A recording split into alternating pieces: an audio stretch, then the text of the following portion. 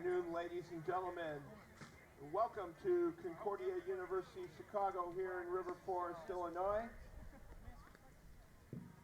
It is time to begin the championship round of this division. It is regional championship time here at Concordia, Chicago. It's the Yellow Jackets of Baldwin Wallace taking on the Cougars of Concordia, Chicago. Thanks for keeping with us all weekend long here on the Cougar Sports Network.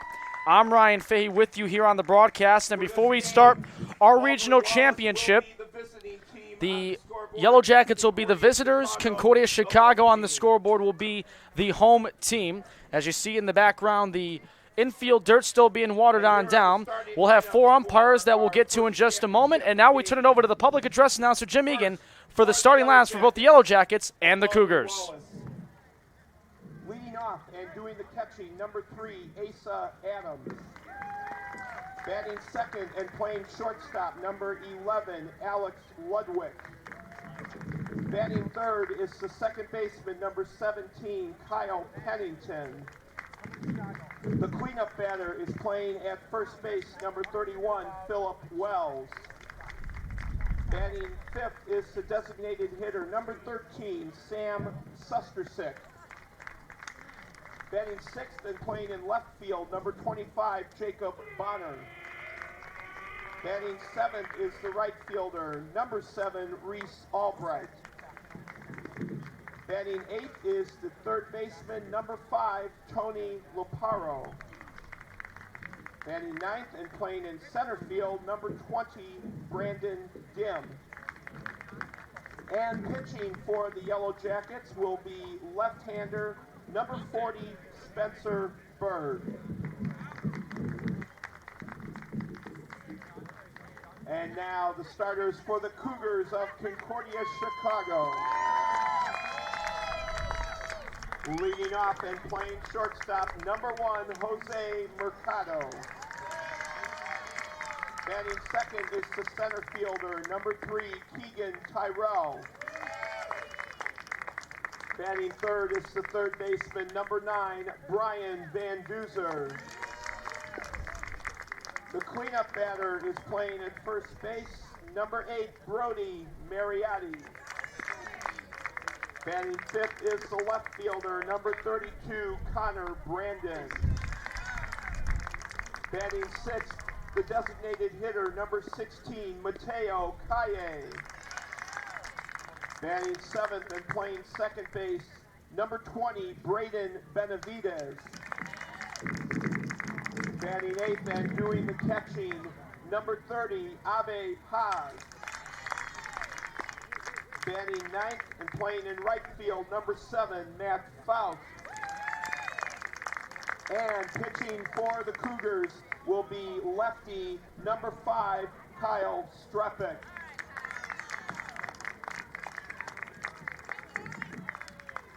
And now, ladies and gentlemen, we ask that all who are able please rise. Gentlemen, kindly remove your hats as we honor America, the men and women of our military, and our first responders with the playing of our national anthem.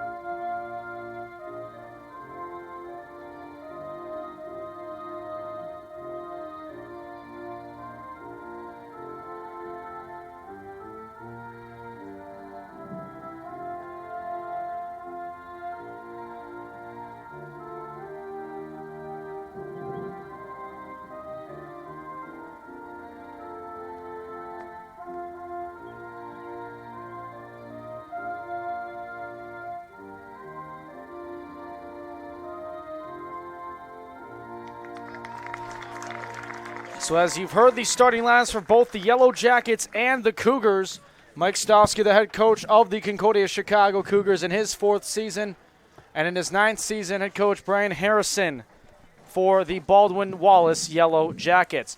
4 umpires for our regional championship this time around. The crew chief Trent Haldeman is behind home plate calling balls and strikes. And around the infield from first to third, first base umpire Russ Lundquist. Over at second base, the additional umpire is Ben Williams. And over at third base is Toby Formiller. So the Yellow Jackets will bat first, as they are the road team here for Game 1 of our regional championship. If necessary, there will be a Game 2 in the event Concordia Chicago wins our upcoming contest here this afternoon. Starting pitchers for the Cougars, Kyle Strepik, the junior who is 3-0 with a 366 earned run average. We'll be talking more about him as the game goes along. Spencer Berg, the junior for the Yellow Jackets, a 2-2 record and 262 earned run average. Concordia Chicago, with the win earlier, has now tied a program record with 40 wins on the season. They are 40-8. Baldwin Wallace, who had lost 4 in a row coming into this regional this weekend, have won 2 straight and are now with a record overall of 27-15. Kyle Strepik, the 6-foot junior from Plainfield, Illinois, a product of Plainfield North High School. As mentioned, an unbeaten record, 3 wins, 0 losses, a 366 ERA.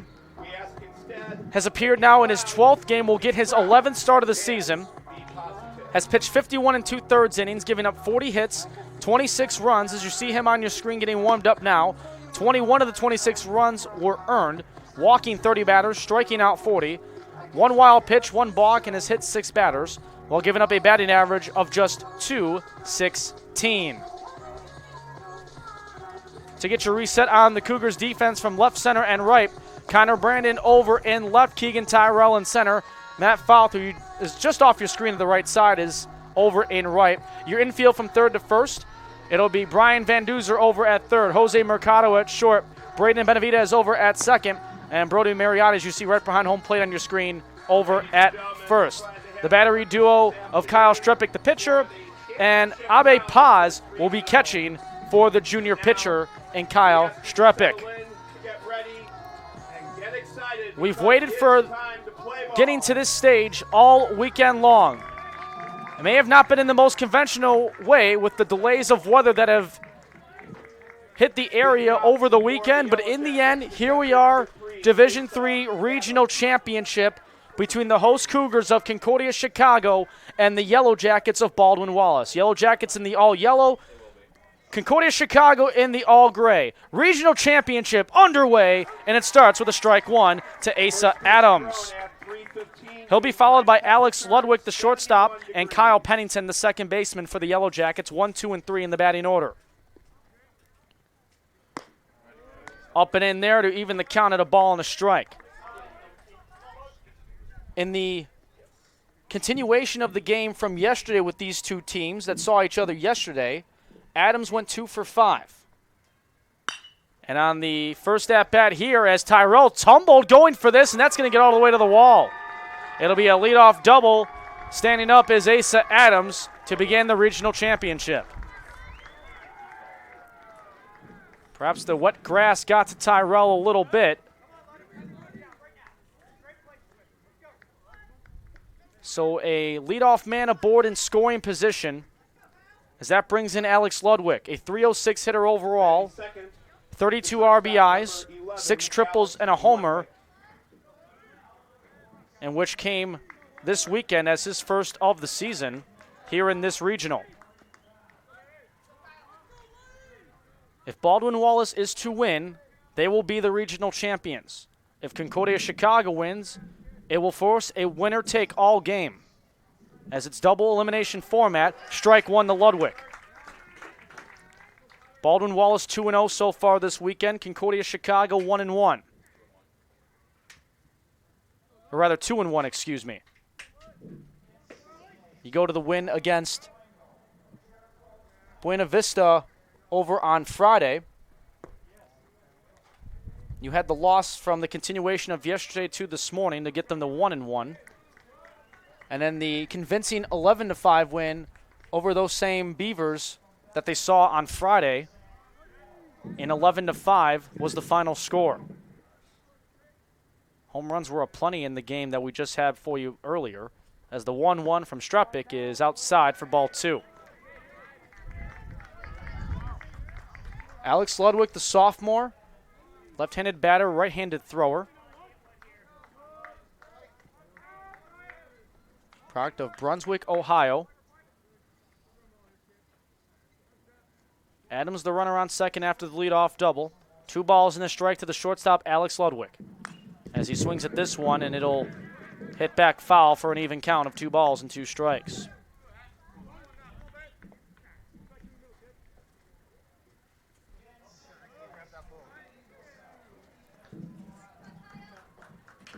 Crowd hanging in there with all the weather delays that we've had here this weekend. Still a good turnout. As time has been called.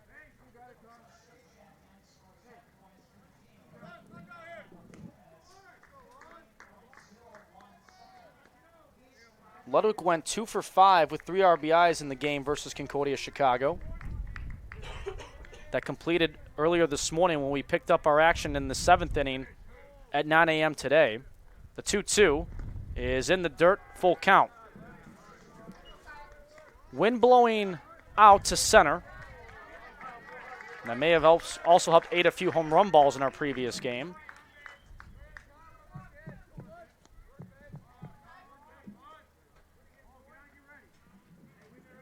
Full count to Alex Ludwig. The 6-foot junior and Kyle Struppick gets set. The left-hander facing the left-handed batter. 3 balls, 2 strikes, no outs. The pitch. 1 hops in, and Ludwig gets on with a walk. So with 2 on and nobody out, that brings up the second baseman, Kyle Pennington, who started off the great weekend for Baldwin Wallace with a walk-off single to end the doubleheader on Friday. A 5-4 win over St. John's, who was eliminated yesterday after losing to the Beavers of Buena Vista.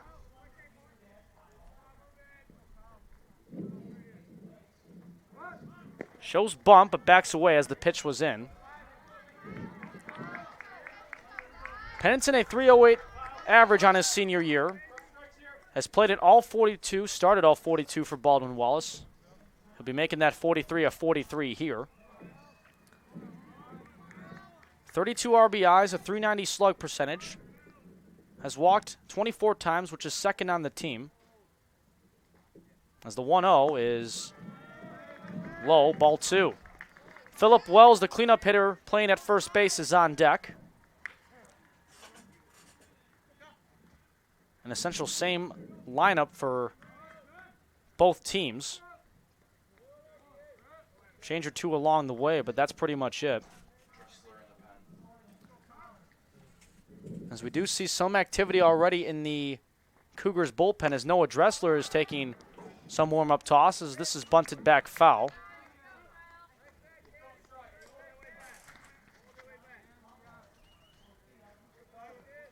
Pennington with 9 doubles on the year, 2 triples, has yet to homer.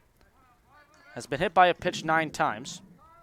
And is 15 for 17 when stealing a base. Brody Mariotti kind of cheating in from first in the infield grass on the right side of the infield. Left part of your screen, you may see him creep in. Bunt shown down the third base line. It'll work for Pennington. Throw to first is in time. Runners advance 90 feet respectively. And now there's 2 runners in scoring position with 1 out. So the sacrifice works. Batting fourth, the first baseman, number 31, Philip Wells. So Philip Wells, a .375 hitter, leads the team in batting average, hits, RBIs, slug percentage, and on base.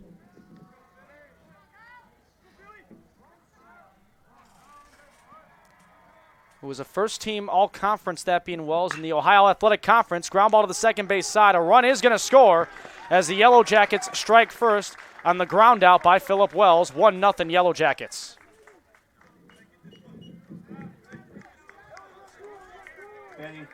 So Adams comes in to be the first runner that comes home here in the regional championship. Ludwig now over at third as there's runners on the corners with 2 outs. Sam Susterstick, the DH, will get set in, the right-handed batter. Susterstick in his junior season batting .357 with 19 RBIs. As he kind of does a little bit of a check swing down the first base line, he'll stay fair. As Strepik will throw over to first. Mariotti kept his foot on the bag, and that will retire the Yellow Jackets here in the top of the first inning. But the Yellow Jackets do strike first with 1 run off of 1 hit, no errors, and 1 runner left on base. Cougars coming to bat. It'll be Jose Mercado, Keegan Tyrell, and Brian Van Duzer to do it. Bottom of the first inning coming up here on the Cougar Sports Network. While the netting will protect you from most foul balls, there is always a chance that one can come over the top and land in your seating area. Therefore, we ask you to remain alert at all times while play is going on. And if you have any small children with you, please keep an eye out for them as well. Be safe and enjoy today's game.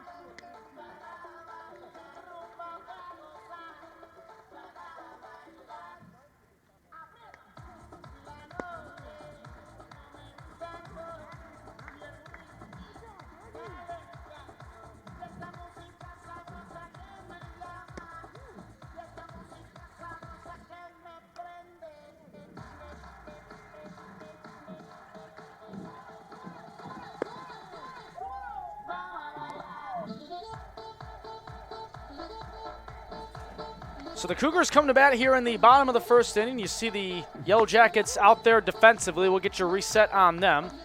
As you see around the infield, we'll go from third to first. It'll be Laparo, Ludwig, Pennington, and Wells. Out in left center and right, it's Bonner, Dim, and Albright. The battery duo behind the plate catching the balls and strikes for the pitcher is Asa Adams, and the starting pitcher for the Yellow Jackets is number 40, Spencer Berg, the junior with a 2-2 record, a .262 ERA, making his 15th appearance, his first start of the season. 24 innings pitched, allowing 21 hits, 11 runs, 7 of them earned, walking 17 batters, striking out 22, throwing 3 wild pitches, committing 0 balks, hitting 6 batters, and allowing a batting average of .231. Jose Mercado leads us off in the bottom of the first inning. He takes ball 1. Mercado against Buena Vista in our game prior, as he looks at ball 2, went 0 for 4, reached base on a walk, and came in as a run scored while striking out 1 time.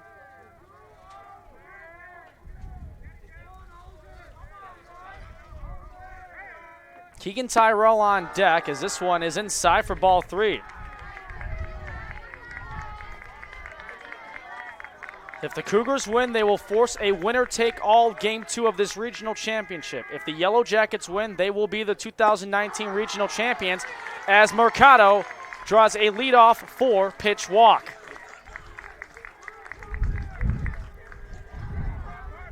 Now stepping in a man who was 2 for 6 earlier this afternoon with 3 RBIs, it'll be Keegan Tyrell, the center fielder. Tyrell putting his average up to .291, 33 RBIs, 13 doubles, a couple of homers this season, and 1 triple. Has started in 46 games for the Cougars, as we're going to have a mound meeting, as there is some activity actually in the Yellow Jackets bullpen. So just underway in the bottom of the first, a 4-pitch walk to Jose Mercado, as Keegan Tyrell will get ready to square away in the box, the right-handed batter. The 5'10 senior from Joliet, Illinois. You see the home plate umpire coming out there, the crew chief, Trent Haldeman, about to tell the Yellow Jackets to begin to wrap this up. 1-0 Yellow Jackets off of a ground-out RBI from Phillip Wells that brought in Asa Adams. who led off the top of the first with a leadoff double.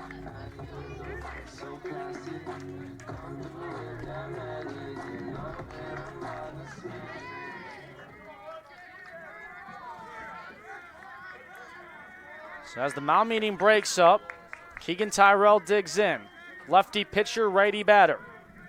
As Spencer Bird gets set, and the first pitch to Tyrell is in there for strike one. Brian Van Duzer on deck. He had a solo home run in the first inning earlier this afternoon against the Beavers of Buena Vista. Throw will go over to first to keep Mercado at bay, as that one actually almost got away, as that took Wells off the bag a little.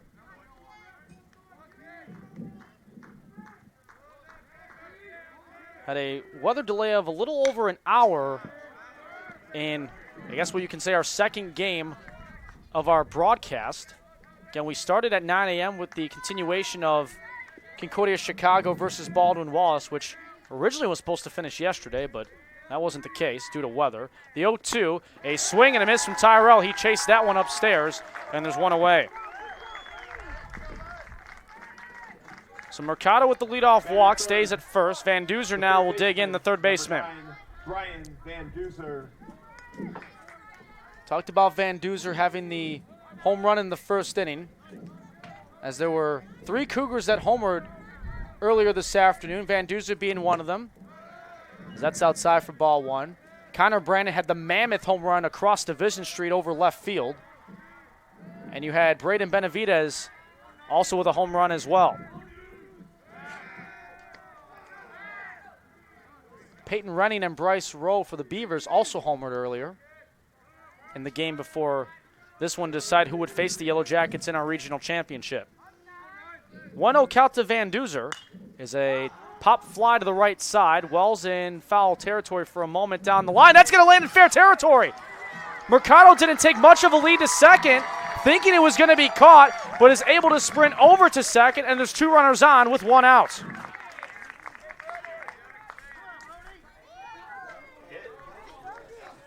So that will go down as a hit for Brian Van Duzer. In an odd fashion, he'll take it. So Mercado now in scoring position. Van Duzer over at third. As the cleanup hitter, the first baseman, Brody Mariotti, steps in.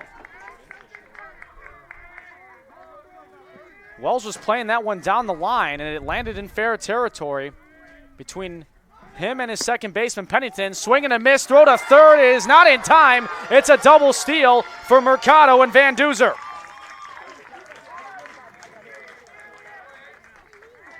Aggressive base running by the Cougars. As the count goes to 0-1 as Mariotti swung at the first pitch. As the home plate umpire and Trent Haldeman having a conversation with Steve Eady, that, I should say the head coach and Brian Harrison, who's in his 9th season with the team, I believe asking if maybe it was foul tipped and the play should have been blown dead. As Adam's trying to have a conversation with Mariotti. Unless they looked like they may have also wanted to make a case for interference on Mariotti, but they're not going to win any appeal attempt. So Van Duzer now at second, Mercado over at third. 2 runners in scoring position for Brody Mariotti. A chance for Mariotti to open the scoring for Concordia Chicago. Mariotti, a .327 hitter, who's only missed 1 game this season. Up and in, ball 1. Connor Brandon is on deck, and when he comes to the plate, he can make electric things happen.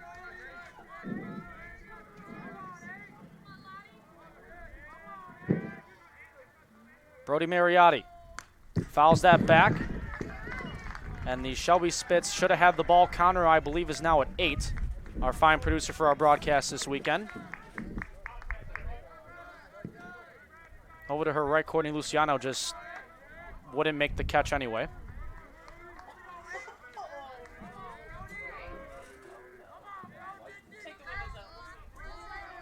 So a ball and 2 strikes as there's chatter now in the room as Mariotti hits this one back behind home plate.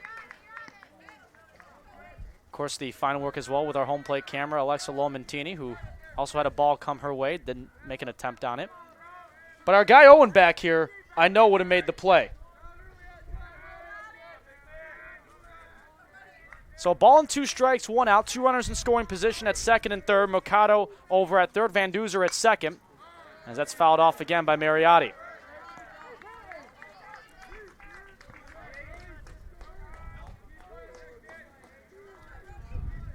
In the event Concordia Chicago wins, there will be a winner-take-all Game 2 of the regional championship, double elimination format here in Division III regional action.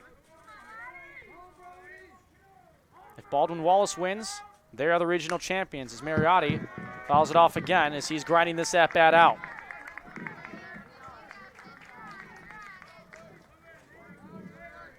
One out recorded so far was a swinging strikeout by Keegan Tyrell.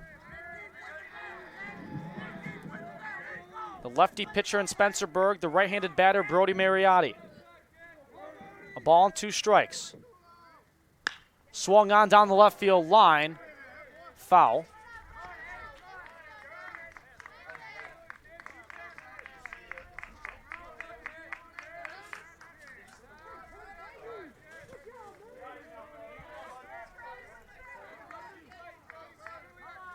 Brody Mariotti looking for perhaps RBIs number 44 and 45, or maybe 46 on the season.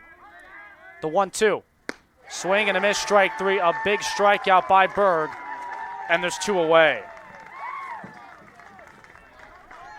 So still 2 runners on with 2 outs.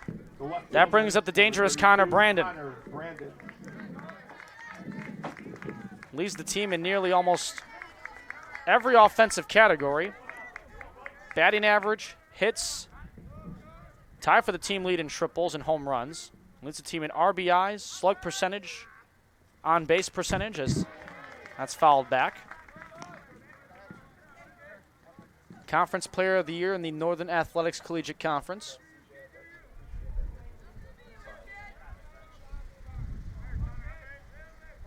Wind blowing out to center as the center field camera kind of shows you. That one almost clipped Connor Brandon, ball 1. Mateo Kaya, the DH, is on deck, the 6th hitter in the lineup. Runner at second you see on your screen, and Brian Van Duzer. Mercado over at third. As Brandon holds off, ball 2. Mentioned that mammoth home run from Connor Brandon against Buena Vista. Overall, he went 2 for 4, 3 RBIs and a walk in the contest earlier this afternoon to decide who would get to the regional title, as Brandon fouls that one off. Even count of 2 balls and 2 strikes to the senior from Joliet, Illinois. Teammates of Keegan Tyrell in high school as well.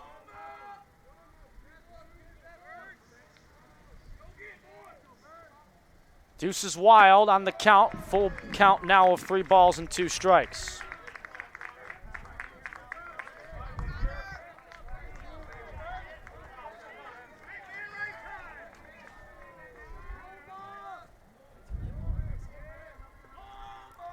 Full count offering. Foul tip, strike 3, and Connor Brandon goes down swinging. So the Yellow Jackets get out of it. No runs off of 1 hit, no errors, and 2 runners left on base. We'll go to the top half of the second inning. It's the Yellow Jackets 1 and the Cougars 0 with the 6, 7, 8 hitters due up for Baldwin Wallace next here on the Cougar Sports Network.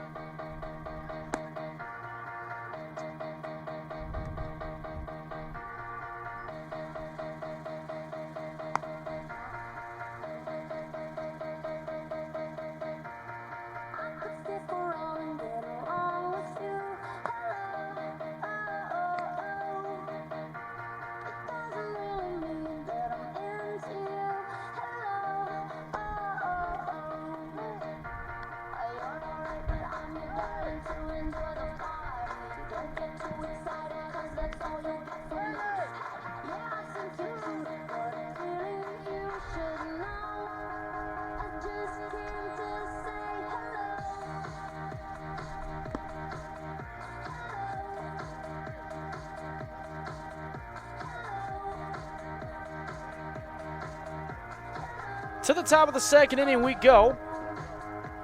Jacob Bonner, the left fielder, will lead things off, followed by Reese Albright and Tony Laparo. Bonner, a 300 hitter on the year, who went 3 for 4 with 3 RBIs against these same Cougars yesterday and early this morning combined. As he lead things off here for the Yellow Jackets, who are looking for the regional championship in just one game.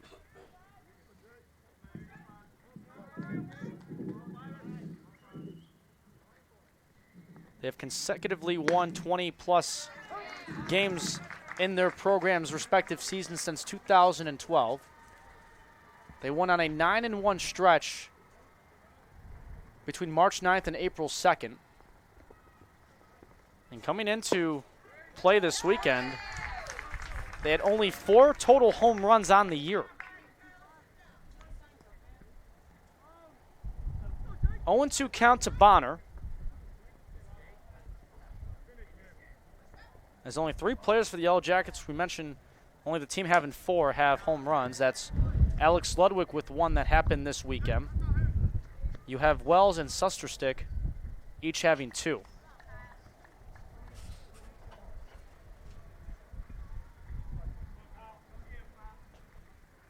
And this is the 3rd starting position for Bonner in his 3rd year with the program, as he's played all around the outfield in his freshman, sophomore, and junior year campaigns, respectively. A team player is Jacob Bonner, as he faces a ball and 2 strikes from the lefty in Strepik. As he swings at this one to right center field, and this one will get on down, as that'll be a leadoff single in the top of the second inning for Jacob Bonner. So with 1 on and nobody out, Reese Albright, the right fielder, will step in.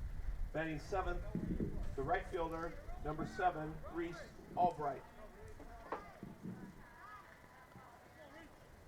And this is a team that, despite losing 4 in a row coming into the regional weekend, they had a hot April with the Bats batting .326 as a team. However, in May, they had only batted as a whole .257. So they've been able to do the 180 with the offense here in River Forest this weekend to get to the regional championship. As Albright hits this one right back to Strepik. Throw's going to go to second for a 1-6-3 double play. Nicely done by Strepik and the infield defense of Concordia Chicago, and there's 2 away.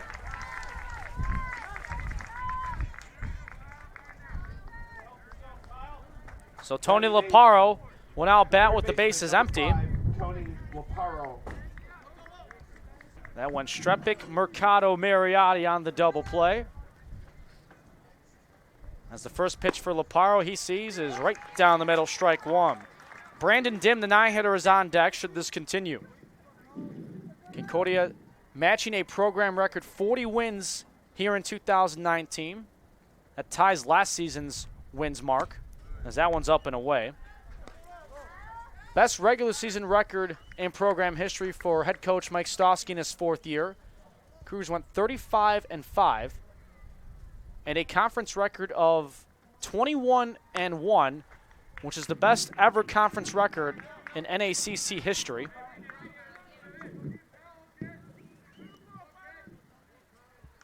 And the Cougars have also won 7 straight NACC regular season titles and have won 30-plus games dating back all the way to the 2008 season.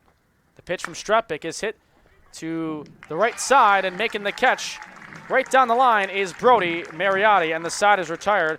1-2-3 in the end. No runs off of 1 hit, no errors, and no one left on base. Good defense by the Cougars. They'll have the bats to come, trailing 1-0 to Baldwin Wallace. It'll be Mateo Kaya to lead us off next here on the Cougar Sports Network. Well, it was down some street we couldn't even pronounce. We were smoking a little from a half an ounce. Tequila was cheap, but the flow we were feeling was real. Neither one of us looking for 3 little words, unless those 3 words were do not disturb. That was supposed to be me, never slept until 3.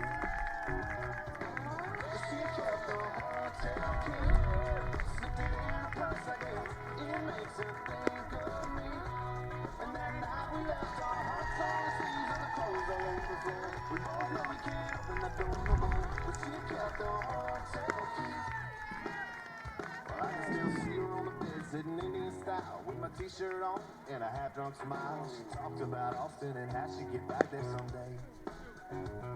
Had the curtains wide open and a song on my phone. We danced by the TV we never turned on and wondered would anyone miss us if we went away. But this isn't one of those stories that ends up that way. Nah. But she got the hotel key, slipped it in her purse, I guess. It makes her think of me. To the bottom of the second inning, Mateo Calle, Braden Benavidez, and Abe Paz will see the batter's box for the Concordia Chicago Cougars. The 6, 7, and 8 hitters for head coach Mike Stosky in the lineup he presents here in the regional championship. Calle, the DH, now will dig on in. Calle leads the team in batting average with .389, despite playing maybe a few less games than the counterparts of Brandon Mariotti and Van Duzer as he swings and misses at the first offering.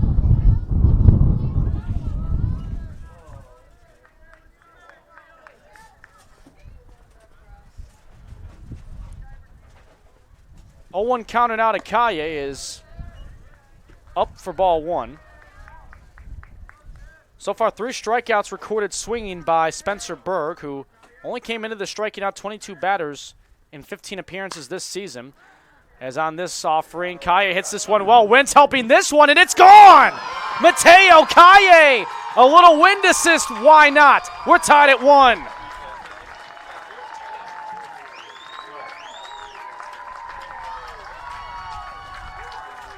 Mateo Calle with his 3rd home run on the season, now 25 RBIs. Ties us at 1 in the bottom of the second inning.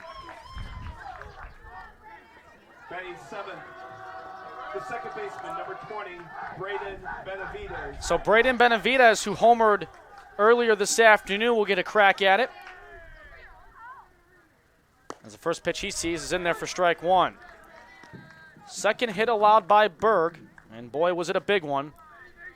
Hit over the All-American sign towards right center field. And a swing and a miss there, strike 2. Abe Paz on deck, the catcher.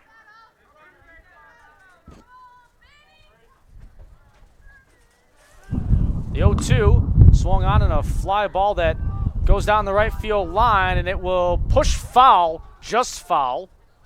As trying to make the play on it was Albright, but couldn't get over there in time, as the count will stay at 0-2.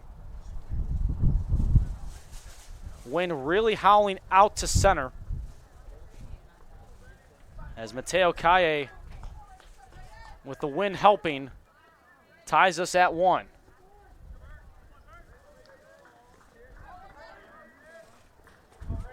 And overall today, that is the 4th Cougars home run here in the regional. As the 0-2 fouled back. Benavidez, a .260 hitter in his first season with the team. 31 RBIs, a .370 slug percentage, a .380 on base. Has walked 24 times, which is 3rd most on the team. As he chops this one foul.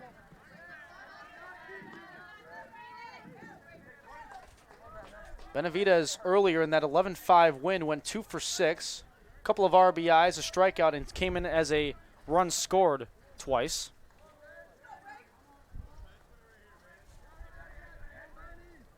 The 0-2 from Berg, fouled right back. Counter for Spitz is at 9.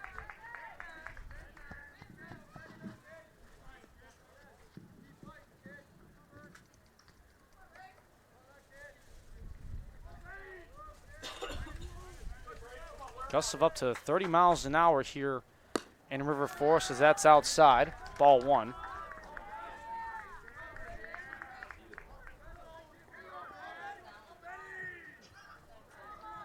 So still nobody out after the Calle home run. 1-2 as a swing and a miss, strike 3. That's now 4 strikeouts swinging for Spencer Berg. All the outs have been recorded via the strikeout. Batting eighth, the catcher, As Abe number Paz, 30, the 8-hitter, Abe will Paz. step in. Paz, a 286 hitter, playing in his 27th game this year. 17 RBIs as he fouls this one right back. Spits counter now at 10. Have to keep like a clicker at this rate.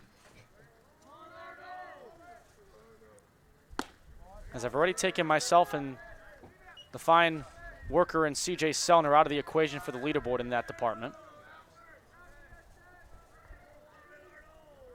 1-1, swung on and fouled off to the right side.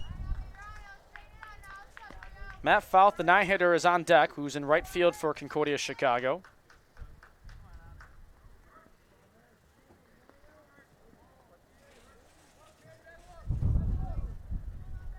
So still with one out, and a swing and a miss. Strikeout number 5 on the foul tip, strike 3 for Spencer Berg.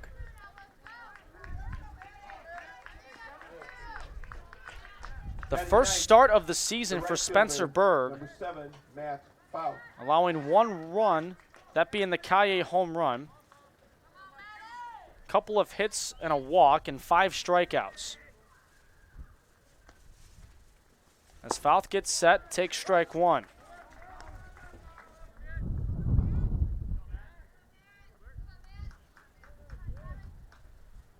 Pitch number 40 forthcoming for Berg. He's thrown 27 strikes, and that one is going to be up the middle, as Berg is not happy with himself there, as that's a 2-out single for Matt Fouth.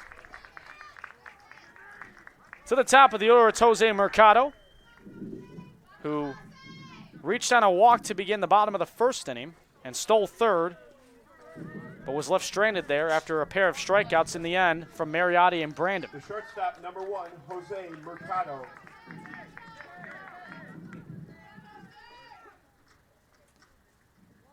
So Mercado with no official at-bat here so far in the regional championship.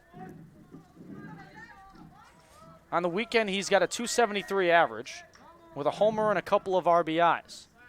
That homer came in our morning cap as we finished off the Baldwin Wallace Concordia Chicago game that was supposed to finish yesterday, but due to the weather, we finished it this morning. Mercado hit a 2-run homer in the top of the 8th inning to get Concordia Chicago in a run, but then the Yellow Jackets earlier put out an insurance run, and that was it to get Baldwin Wallace to be unbeaten so far here this weekend. The 1-0 in there for strike 1.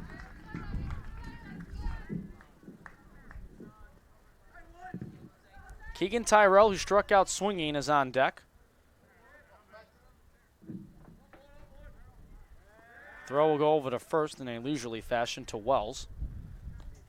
Great skies looking out there now over Cougar Field.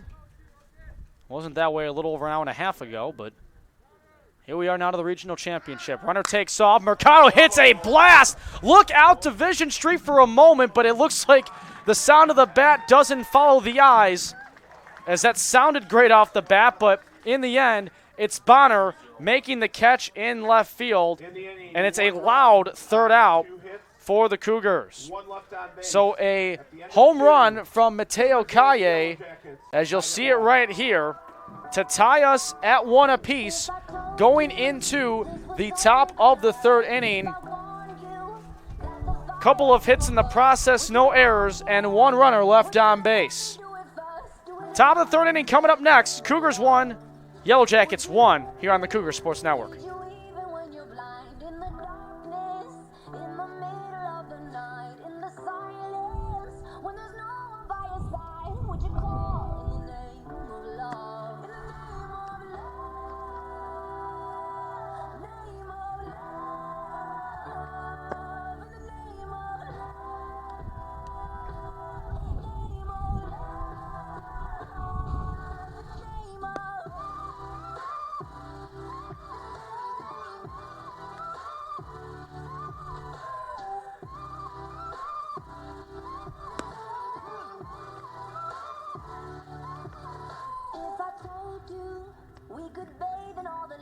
Would you rise up?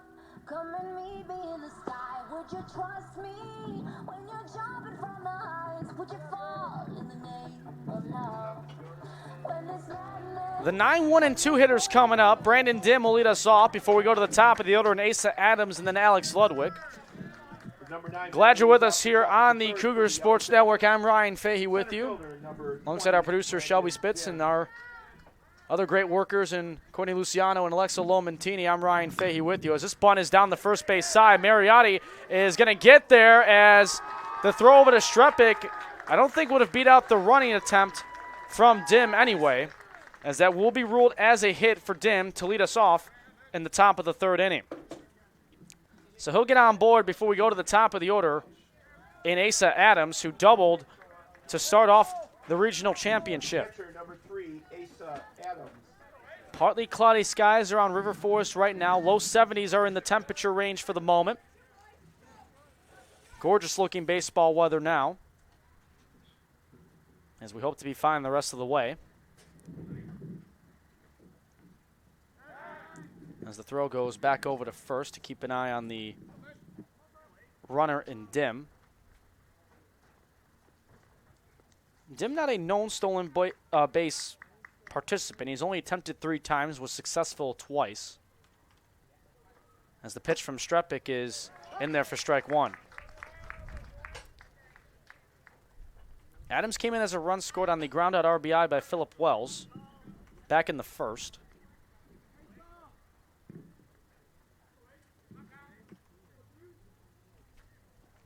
The junior Kyle Strepik has this one hit out to right field. That one carrying as this one will get to the wall. Rounding second and going to third is Dim. It's a stand-up double for Asa Adams as there's 2 runners on in scoring position with nobody out for Baldwin Wallace. So consecutive doubles for Asa Adams puts Brandon Dim 90 feet away from scoring, as the shortstop Alex Ludwig will dig on in. Shortstop number 11, Alex Ludwig. So Ludwig, who walked in his first plate appearance in the regional championship, was able to get over to third, but was unable to come in and score after a Suster stick ground out on a 3-1 play over at first base. Strepik fires, and that catches the outside corner for strike 1. Kyle Pennington, who had the sacrifice bunt 5-4 ground out, is on deck. And that sac bunt happened back in the first inning of play. You can see the wind howling from our center field camera as this one hops in the dirt. Gusts of up to about 35 miles an hour was expected for today.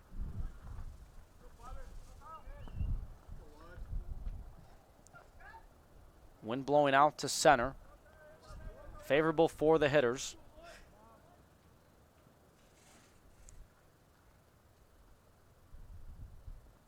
The 1-1 is outside for ball 2 to Ludwig.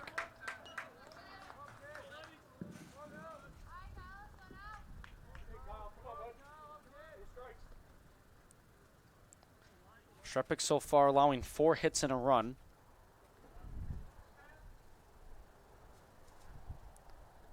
Strepik, the 6-foot junior from Plainfield, Illinois, as this one's a towering fly ball down the right field line, and this one is fair, and it is gone.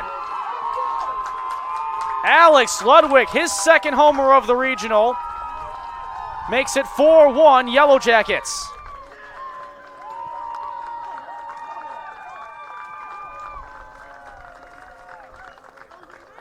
A towering fly ball down the right field line, as he is pumped up, being greeted by his teammates, going to the dugout. As that one was carrying, and if it stayed fair, it was going to be automatically gone, as that didn't hook right enough for Concordia Chicago. And now the Yellow Jackets lead by 3. Kyle Pennington now in, takes strike 1. Alex Ludwig now with 35 RBIs on the sophomore season. The man who was the conference rookie of the season a year ago in the Ohio Athletic Conference and was a first team member this season and was 19th in the country coming into the weekend with 6 triples. Shows the long ball power there. 1-1, way outside, ball 2. The Concordia Chicago crowd rather silent at the moment as they see their team trailing by 3 here in the top of the 3rd. Ground ball to the left side in the left field as Pennington gets on with a hit.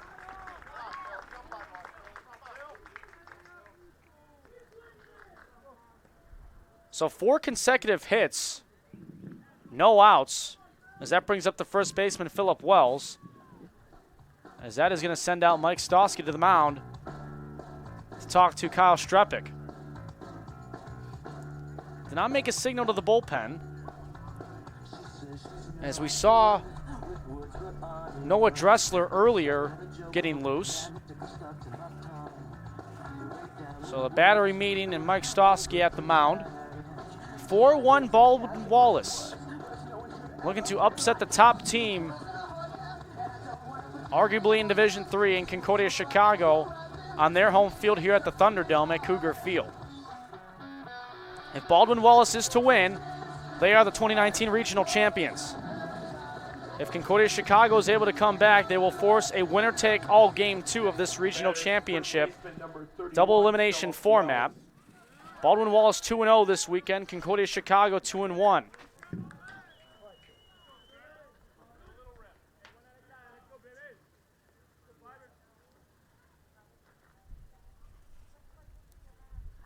Strepik's pitch here to Wells is called for strike 1. Wells with an RBI, as it was a ground out to second that got Adams to come in and score in the first inning. Pennington, the lone runner on the base pads at first. An 0-1 count now to Wells. Here's the pitch from Strepik. That is outside to even us up.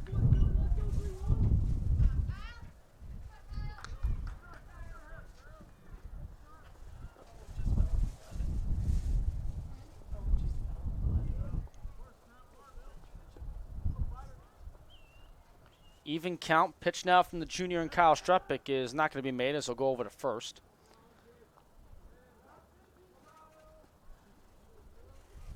You see Pennington, the lone man for the Yellow Jackets, over at first.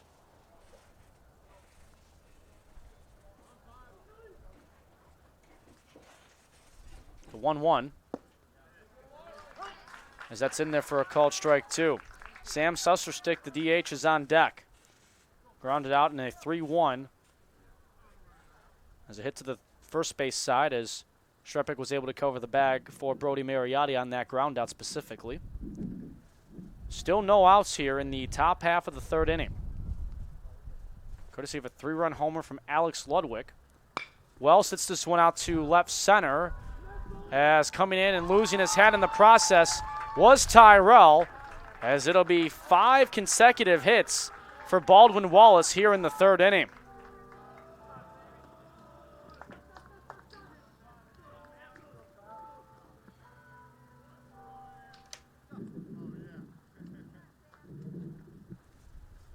So far through 2+ innings for Kyle Strepik, he's thrown 41 pitches. And Sam Susserstick now will check on into the box. Runners on first and second. Pennington over at second, Wells at first. You see Pennington number 17 in yellow on your screen right now. The pitch from Strepik is on the inside corner for strike 1.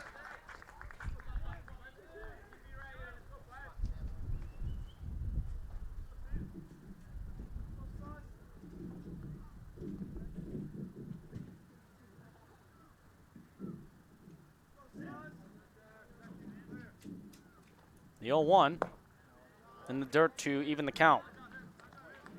Jacob Bonner, who had the leadoff single in the top of the 2nd inning, is on deck.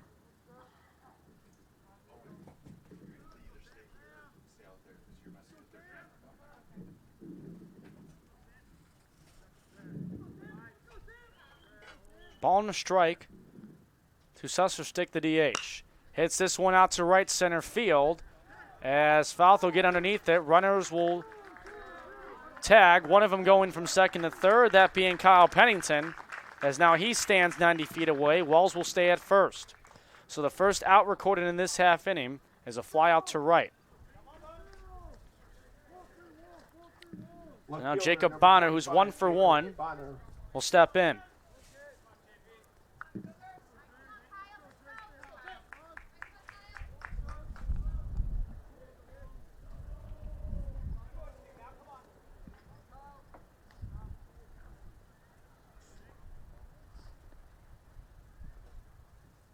Runners on the corners as Bonner fouls this one back. Reese Albright, the right fielder, is on deck.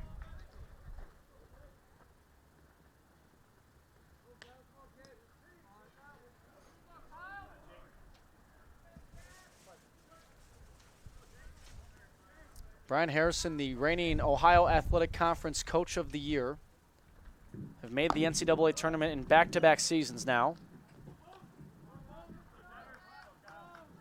It's the 8th overall tournament appearance for the Yellow Jackets. Won their first conference regular season title in 31 years and their 8th overall in program history. As this one is swung to the right side out of play. It's now a ball and 2 strikes to Jacob Bonner.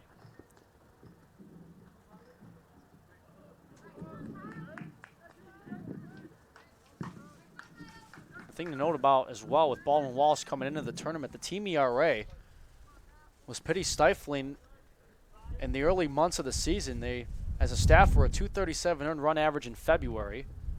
Got into March and finished it with a 286 as Bonner hits this one to left field.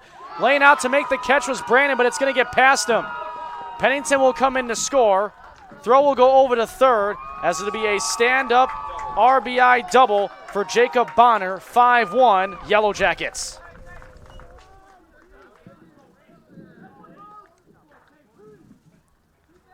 So Wells now advances to third with Bonner standing at second. As we're going to have a pitching change now as Mike Stosky has seen enough from his starter and Kyle Strepik, as he'll call for Noah Dressler, the 6'3 junior.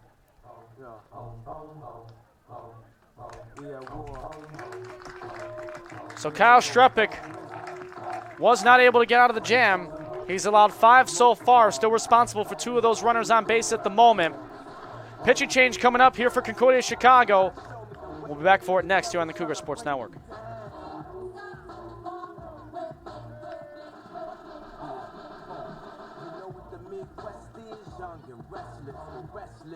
Might snatch your necklace the next days, might jack your legs. Somebody tell me who Kanye West is. I walk through the valley of the shadow of death is. Top Lord, if you alone, I leave you breathless. Try to catch it, kinda hard to choke by the text. Yeah, I check the method. Asking us questions, harassing the wrestlers. Saying we need pieces like you for questions. What's the basis? Number 33, Noah Dressler. A trunk full of coke, rental car from Avis. My mama used to say only Jesus could save us. Well, mama, I know I act the fool, but I'll be gone to November. I got packs to move. I hope God show me the way because the devil's trying to break me down. The only thing that I pray is that my feet don't hurt now. And I don't think there's nothing I can do now to right my wrongs. New pitcher in now for Concordia Chicago, as Noah Dressler will step on in for Mike Stosky and the Concordia Chicago Cougars. We saw Dressler here already this weekend. He made 1 appearance and got an inning of work in. As that came earlier this morning, or I should say rather, came yesterday, as he, with that 1 inning, gave up 2 earned runs, struck out a couple of batters, allowing a home run. Has an 18 ERA, but don't let the ERA really tell you the track record for Noah Dressler in the sequence during this regional. 6'3 junior from downstate Illinois. as Reese Albright will step on in. He grounded into a 1-6-3 double play back in the second inning. So he is 0 for 1. 5-1 lead for the Yellow Jackets. Looking to stun Concordia Chicago on their home field. As the host of the regional, Albright swings and misses strike one. Line for Struppick right now is 2 1/3 innings pitched, 48 strikes, 48 pitches, 32 of them strikes. So far, giving up 5 runs all earned. Could be up to 7 with these 2 runners that are on base right now. Didn't strike out any batters, allowed 8 hits and walked 1 as well. As that one lined right to Mercado, and there's 2 away. So now the 9th batter in this half inning, it comes to Tony Laparo, the third baseman, who is 0 for 1 with a pop out to the first baseman in Mariotti. Tony Laparo.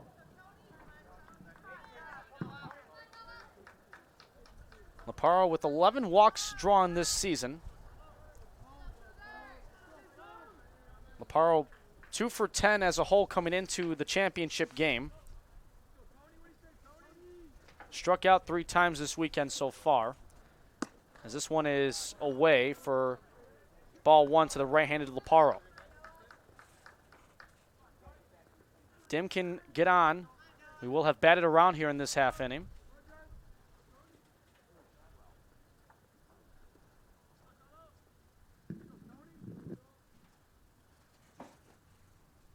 Here's the 1-0 from Dressler.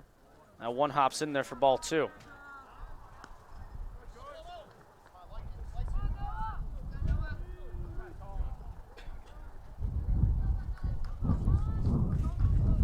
So 2 balls and no strikes as the 6'3" junior gets set, trying to get out of the jam with runners on second and third.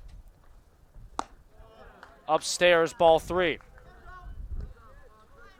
Hitters count now for Laparo.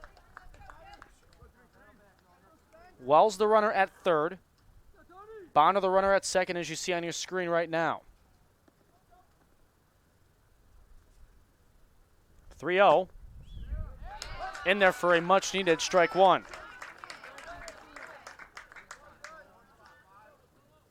All 9 batters of the order have now seen action in this top of the third inning. 4 runs have come in this half inning for Baldwin Wallace, as they look to tack on more perhaps. Strike 2. Laparo thought it was ball 4.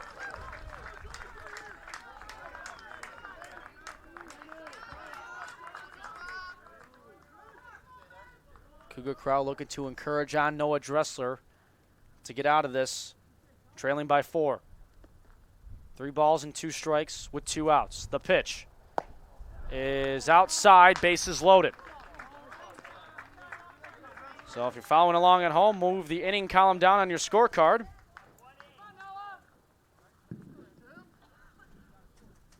Center fielder, number 20, Brandon Dim. So Brandon Dim, who started off this half inning with a single, will now step back into the box. Second time we'll see him here.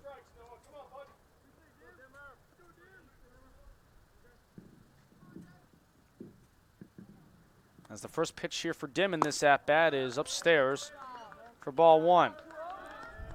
Dim 1 for 1 with that leadoff single to begin this half inning, as he's the 10th batter into the box for Baldwin Wallace here in the top of the third.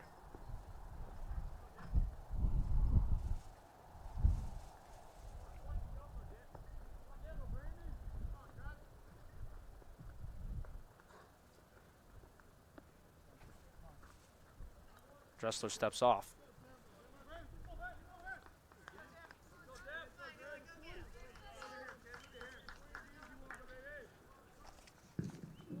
Dressler coming into the regional was a 5-1 record, 349 earned run average, making appearance number 15 on the season as he delivers there for a strike. Came in striking out 29 batters this weekend, 19 runs, 15 of them earned, and 38 2/3 innings pitched in his junior season. Bases loaded with Laparo at first, Bonner at second, and Wells over at third. Strike 2.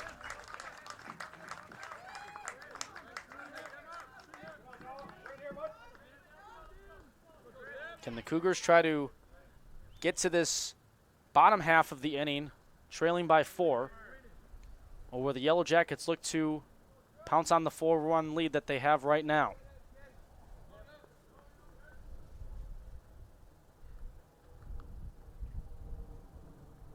Big pitch here, fouled back.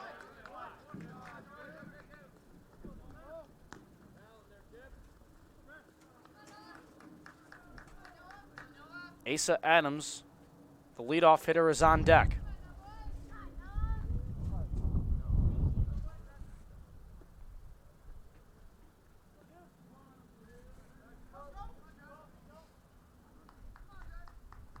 The 1-2. Outside to even the count.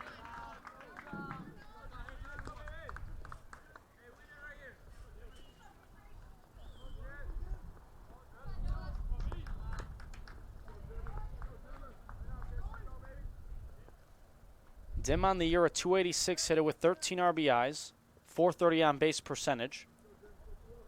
Drawn 17 walks while striking out 24 times coming into the regional championship. As this one is hit out to center field, Tyrell coming in, and he makes the breadbasket catch to strand the bases loaded for Baldwin Wallace.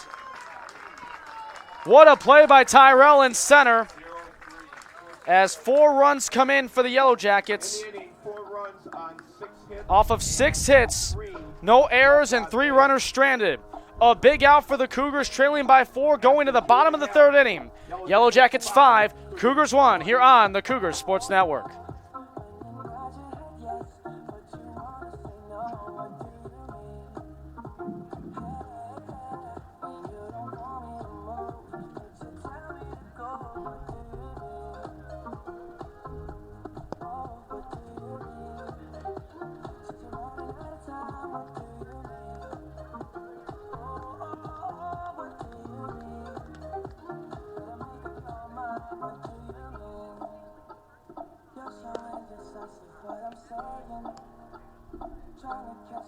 Make up your heart.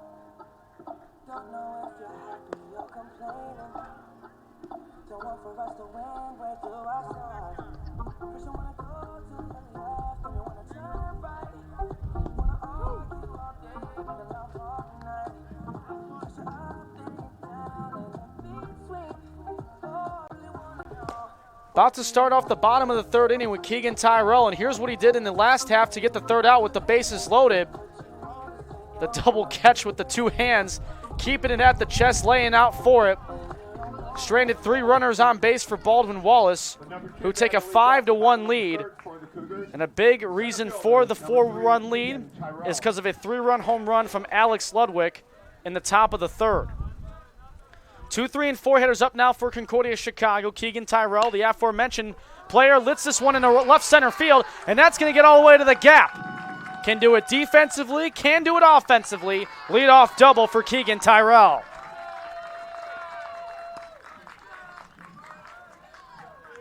So a quick answer to start it off for Concordia Chicago, as that brings up Brian Van Duzer, who is 1 for 1 with a single and a stolen base here in the regional championship. 3rd baseman, number 9, Brian Van Duzer.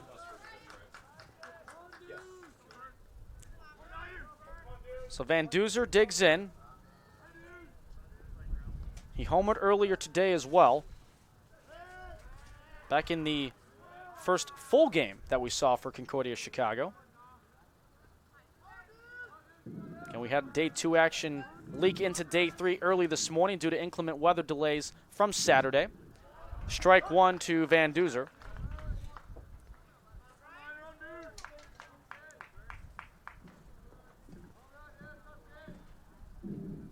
A 4-run 7th inning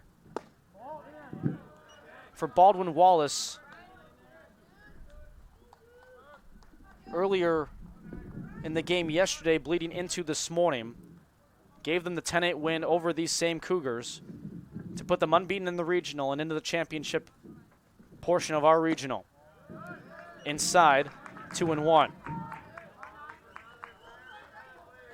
Yellow Jackets unbeaten this weekend. Concordia Chicago 2-1. They need to take 2 straight to win as the host. As this one, Van Duzer, right center field. That's going to get down. Tyrell coming around third. He will score RBI single. Brian Van Duzer, 5-2.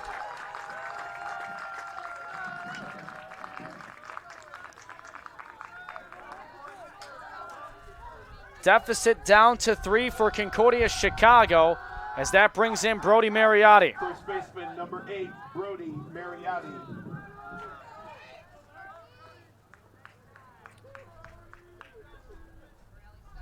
So after a great start for Spencer Berg, the pitcher for the Yellow Jackets, he has struck out 5 batters, but has given up some loud hits on top of it. Ball got away, but Van Duzer will stay put at first. 5 swinging strikeouts so far today for Spencer Berg. Giving up 5 hits, 3 singles, a double, and a homer. As the 1-0 is foul tipped and away for strike 1. Connor Brandon on deck. So far, no outs here in the bottom of the 3rd inning. As this will be pitch number 51 coming up for Spencer Berg. Not in that one, though, as he throws over to first. You see Van Duzer there over at first. Other bases open for now for Concordia Chicago. 1-1. Up the middle of the right side. That gets into center field. Van Duzer will round over to third as Mariotti has runners now on the corners with his single. Nobody out. The line keeps moving for the Cougars. 3 consecutive hits as Connor Brandon, the left fielder, now will step in. A 4 spot for Baldwin Wallace in this top half of the 3rd. Concordia Chicago already with 1 run to counter back. They're looking for more as Brandon is going to do the trick with it as it gets into left center. Mariotti will round second and go to third. Brandon trying to stretch it into a double, and he's caught. Run will count as the score. He tries to get back into first, and he's out. Bit of a late out signal from Russ Lundquist. Run will score. Mike Stosky will look to go talk to the first base umpire and Russ Lundquist about it. Run will score and count. 5-3. As over to third is Mariotti. So Van Duzer easily comes in. Mariotti will get over to third, no problem. Connor Brandon will get the RBI on the hit.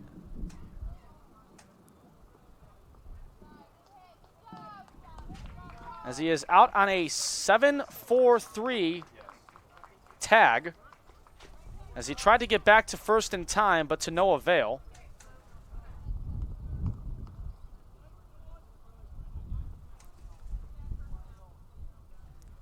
So the hit will still count for Connor Brandon, despite being out along the base pads.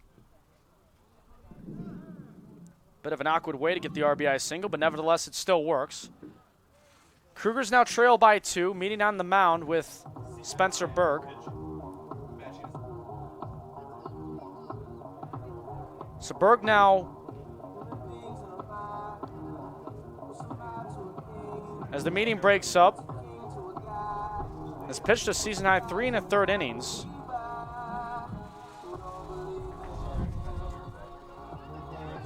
Or rather at 2 1/3. His season high is at 3 1/3, so if he goes another full inning from where we're at now, it would match his season high and possibly more.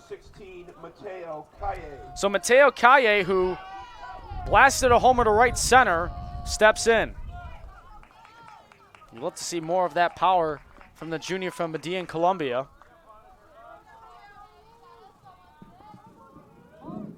Runner at third and Mariotti. Fly ball to center. That one won't carry enough. Mariotti will tag. Outmade in center. Mariotti's going to score, and the Cougars are within 1.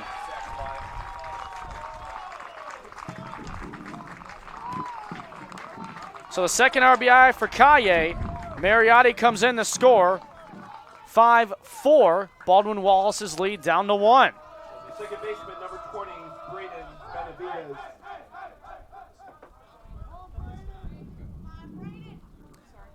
Braden Benavidez takes strike one. Struck out swinging in the second.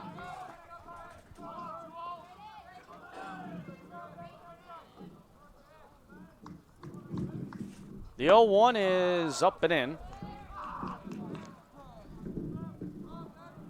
Again, the scenario as follows. If Concordia Chicago wins, it will force a winner-take-all Game 2 of the regional championship. If Baldwin Wallace pulls away with the victory, they are your 2019 regional champions here at Concordia Chicago. The 2-1. That's a, excuse me, check swing that went around for strike two. Abe Paz, the catcher, is on deck. No runners on, one out. The 2-2 is a nubber to shallow left, and it will be a over-the-shoulder catch. Alex Ludwig with a web gem, as that will retire the side. So 3 runs come in for Concordia Chicago on 4 hits. No errors and nobody left on. But what a play for Ludwig to stop the bleeding. They still have a 5-4 lead going to the top of the 4th. Up next, the Yellow Jackets batting on the Cougar Sports Network.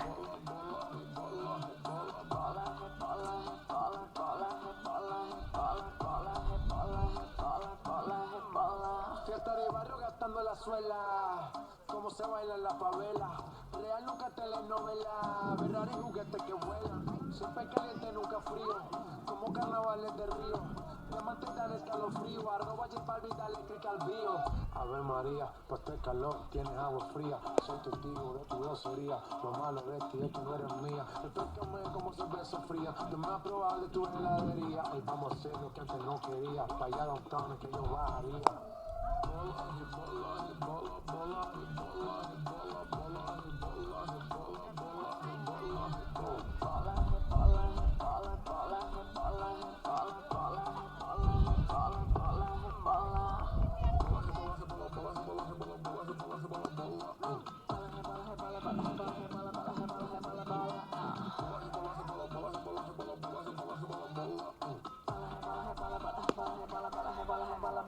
About to start the top of the 4th inning after 4 runs by the Yellow Jackets in the top of the 3rd, in which they had a 5-1 lead.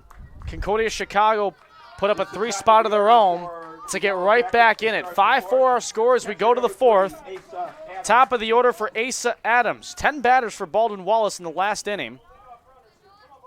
As this will be the 3rd plate appearance for the catcher, Asa Adams, in the batter's box. Noah Dressler, the pitcher, as Adams on the first pitch gets hit, and he'll take first base. It's the first hit batter of our regional championship. As that brings in Alex Ludwig, who has done it with the bat and the glove defensively. Shortstop number 11, Alex Ludwig. As here's what he did to end the half inning a few moments ago, as Benavidez hit a shallow fly ball to left, in which it looked like it could have been dropping for a hit. You see the over-the-shoulder catch with the glove. Alex Ludwig ending the bottom of the 3rd just like that, as he takes this one outside for ball 1. Our fine producer Shelby Spitz with a great replay there. Despite us giving her the counter for how many foul balls she should have caught, is doing a great job behind the scenes, along with the great work of Courtney Luciano and Alexa Lomentini. And of course, can't forget the man CJ Selner.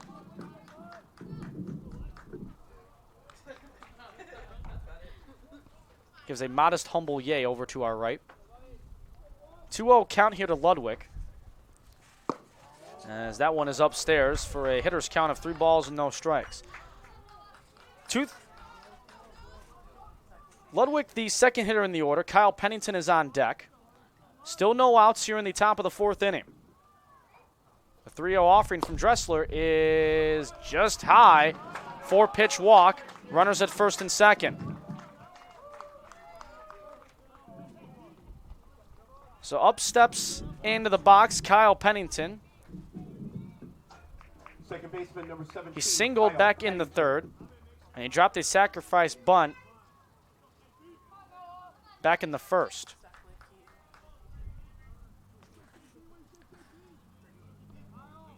Zach Litke warming up for the Cougars in their left field bullpen right now. Keep an eye on that as we go along. Runners at first and second. As the pitch from Dressler. Bunt being showed down the third base side. It's going to work. And Van Duzer can't make the play over. Benavidez may have been a hair late to trying to cover the bag as Mariotti was kind of blitzing in from first. As that will go down as a hit with the bases loaded and nobody out. So bases loaded for Phillip Wells, who was 1 for 2 with an RBI. It was an RBI ground out in the first that brought in Adams. And it's Adams standing at third again in the same situation, so to speak. Wells also singled in the third.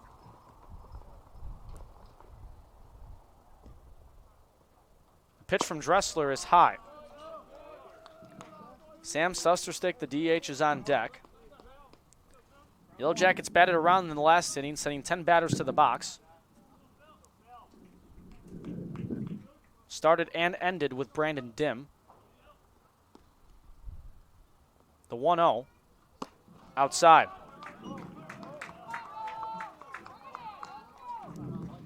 Wells a .375 hitter coming into the championship. Team high 48 RBIs.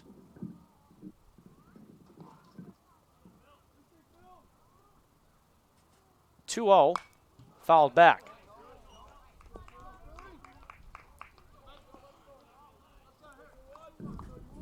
Wells has also walked the most with 25 walks in his senior year. Struck out 20 times, is 6 for 6 when stealing a base. A team high 60 hits to go along with 12 doubles coming into the championship. 2-1, outside, ball 3.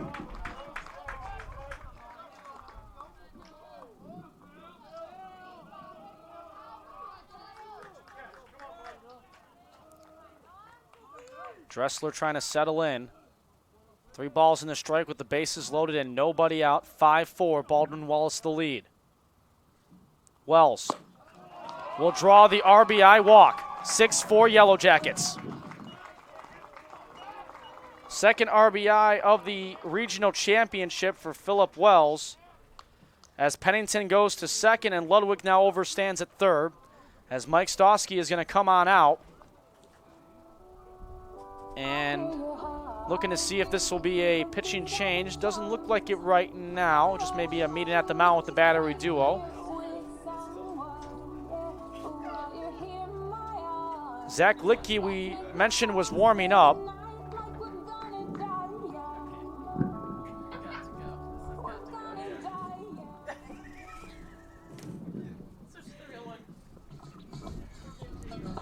So the meeting at the mound breaks up. So no pitching change going to happen. Dressler is going to stick this one out. Batter is the designated hitter, number 13, Sam Susterstick. So with the bases loaded still, Sam Susterstick, the DH, will dig in. He's 0 for 2 today here in the regional championship. 6-4, Baldwin Wallace with the lead. Still nobody out as he steps out after calling time. Ludwig at third, Pennington at second, Wells over at first, as you see from our first base angle. Low for ball 1.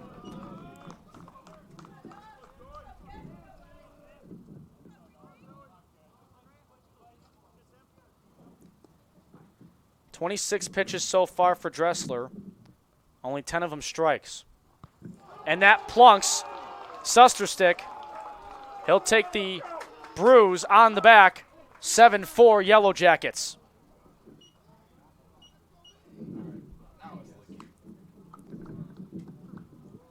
So the hard way to get the RBI comes into effect for Sam Susterstick, as that is now going to be the end of the line for Dressler here this afternoon. So Zach Littke will come on in, the 6-foot freshman. We'll look to clean up the damage next here on the Cougar Sports Network.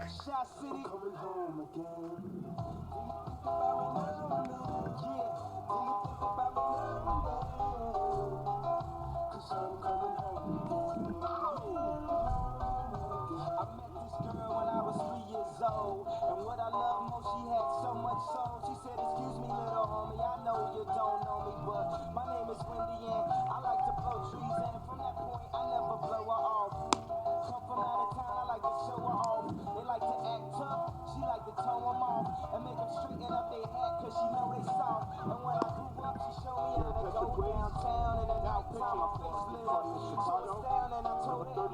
way they always be. She never messed with entertainers cause they always leave. She said it felt like they walked and drove on me. Knew I was gang affiliated, got on TV and told on me. I guess that's why last winter she got so cold on me. She said, yeah, keep making that platinum and gold for me.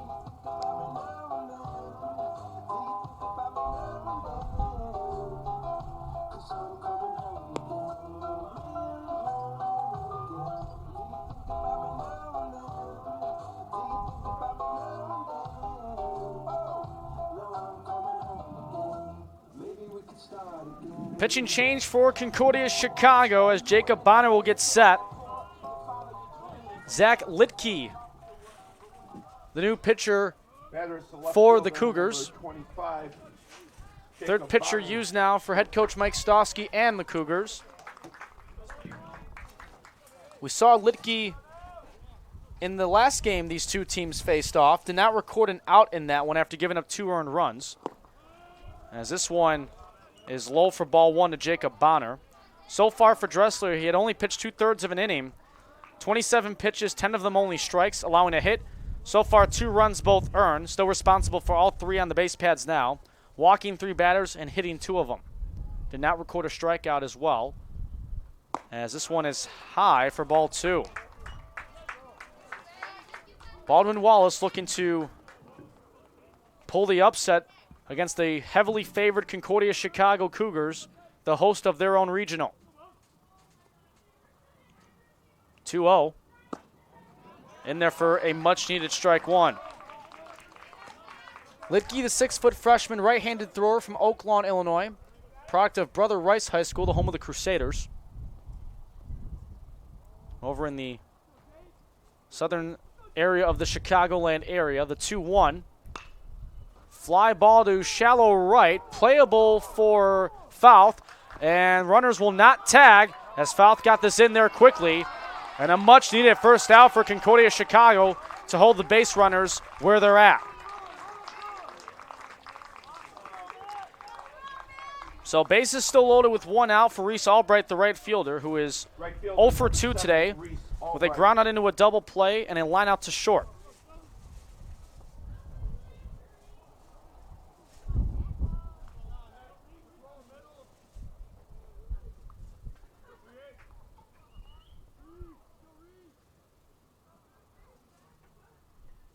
Long pause there from Litke as he fires this one on in. And that one hits off the mask there of Paz.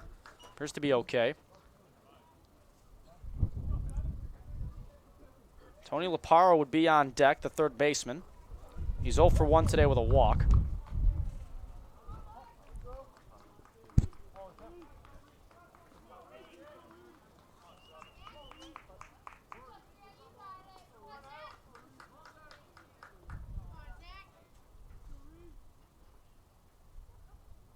So no balls, 1 strike to Reese Albright. The pitch now from Zach Litke. Low to even the count.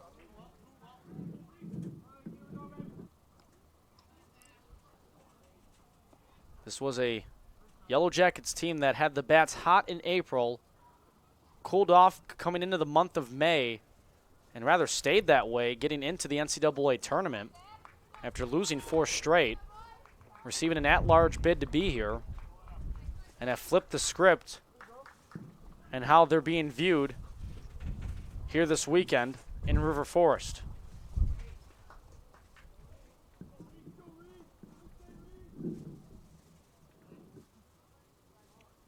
Bases loaded, 1 out.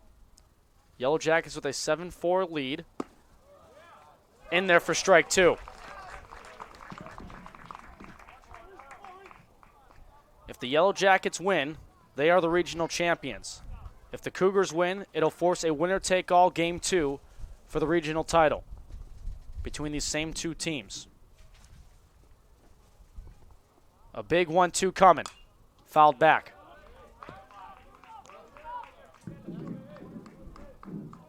Albright, the 7-hitter in the lineup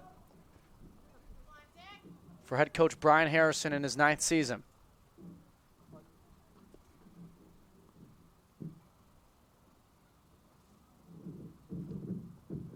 Tension rising as this goes along. The 1-2 swung on to right center field, and that will drop for a hit.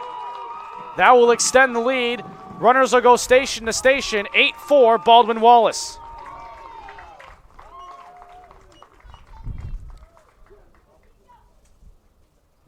So that run will be charged to Dressler as Pennington comes to score. Wells goes over to third. Susterstick now at second. Tony Laparo. So Tony Laparo with one out will step in. Back to a 4-run lead for Baldwin Wallace. They led 5-1 earlier going into the bottom of the third before Concordia put up a 3-spot of their own, as that's high for ball one.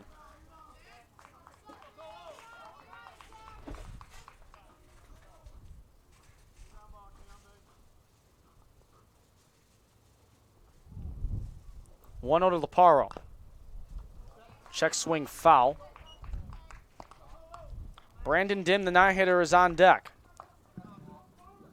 If it gets to Dim, it would be his 3rd plate appearance in 2 innings.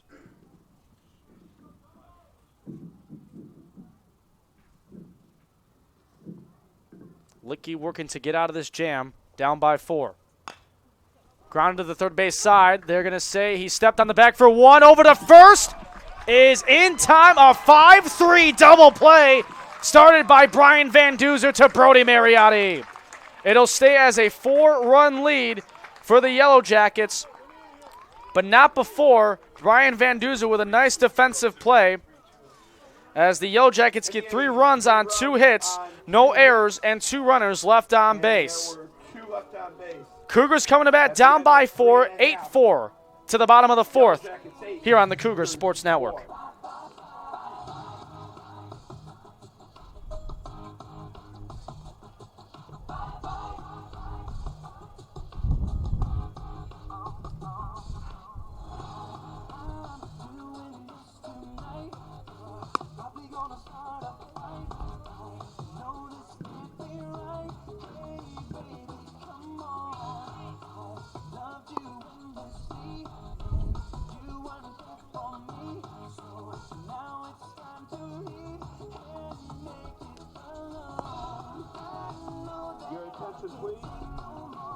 Now pitching for Baldwin Wallace, number 2, Derek Miller.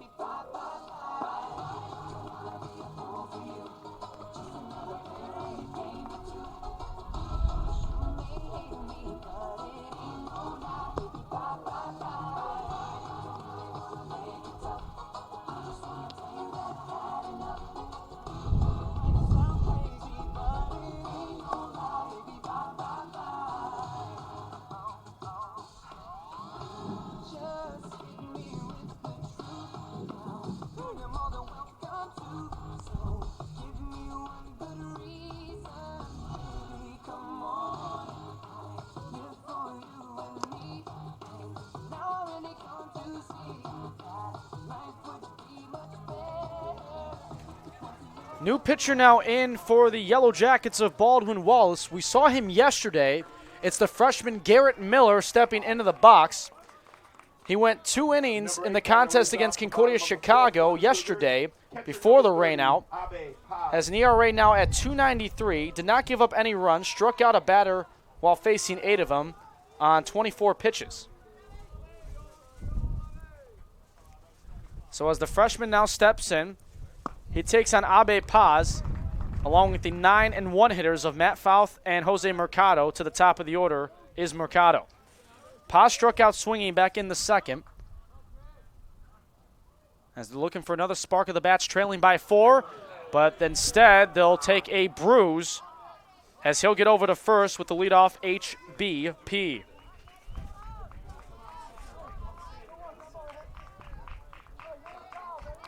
So the line on the starting pitcher and Spencer Berg for Baldwin Wallace went 3 innings on 58 pitches through 40 strikes, gave up 7 hits, 4 runs all earned, walked 1 batter, and struck out 5. So Paz the runner on first. Fouth now digs in the 9-hitter. He smacks this one out to left center field. That ball is hit well, and that one is going to hit off the wall. That gets away from the center fielder in dim.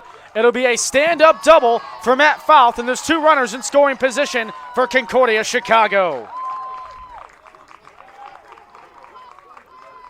So the Cougars looking to get the bats rolling again with nobody out in this bottom of the 4th.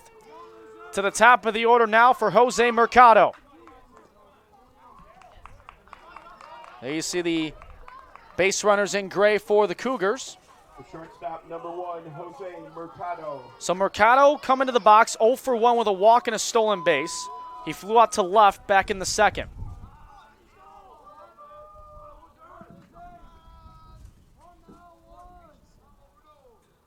Mercado looks at that one in the dirt for ball 1. Keegan Tyrell on deck, who doubled back in the 3rd and came in as a run scored off the RBI hit from Brian Van Duzer.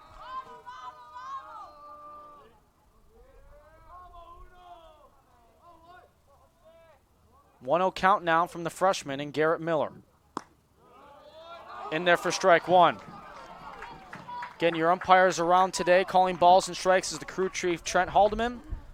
We have 4 umpires for the regional championship. Over at first is Russ Lundquist. At second, Ben Williams. And at third is Toby Formiller. The 1-1. Mercado chops it foul to the third base side.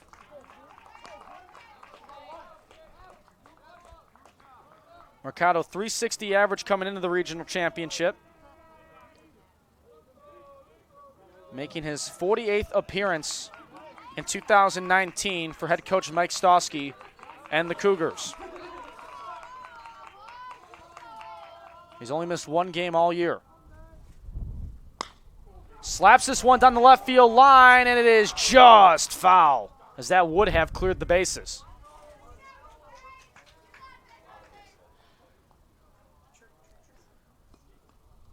So far, 12 runs combined between both sides in over 3.5 innings plus.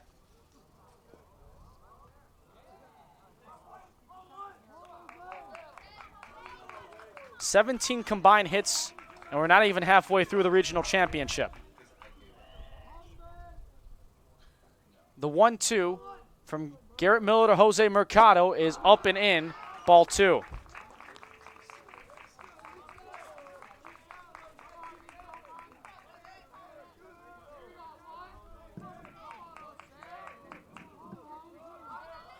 Concordia Chicago crowd back in it, as with 2 balls and 2 strikes. Runners at second and third with time called. Abe Paz stands over at third. Matt Fouth with the double a few moments ago, over in scoring position at second.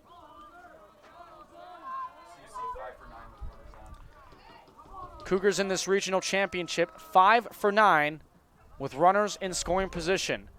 Can Mercado add on to that in this plate appearance? Smacks a high fly ball to left field. That ball is deep, and this one is gone. Jose Mercado gets the Cougars within 1.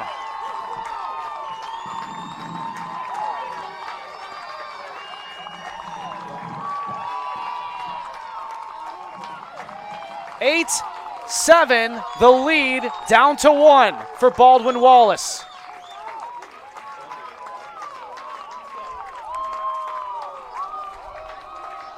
The Cougars faithful, loud again here at the Thunderdome. You see the celebration in the third base dugout for Concordia Chicago.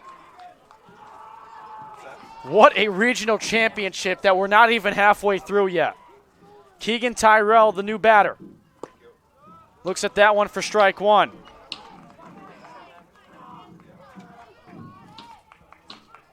Jose Mercado with his second home run of the regional, and a big one at that. The 0-1, Tyrell hits it to the right side, and that'll get out of play. Tyrell 1 for 2 with a double and a run scored. He struck out swinging back in the first.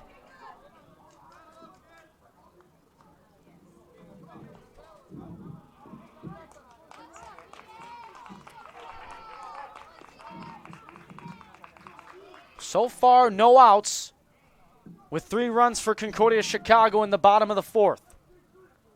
Tyrell looking to keep the line moving, facing an 0-2 count. As he looks at that one just outside for ball 1. Brian Van Duzer, who had an RBI single in the 3rd, is on deck. He's 2 for 2 today with 2 singles. That RBI, as mentioned, a run scored and a stolen base. Even count.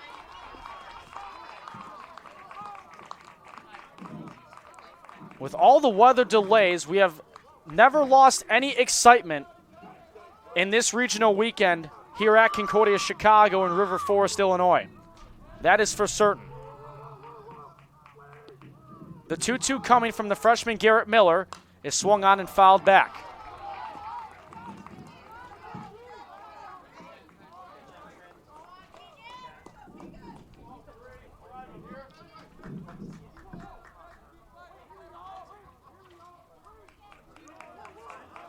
Two balls, 2 strikes, nobody out. The pitch, low, full count.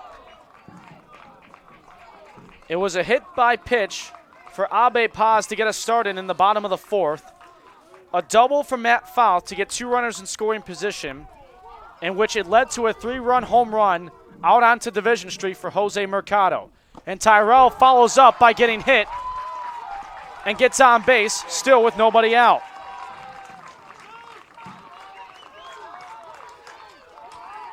The line keeps moving for Concordia Chicago.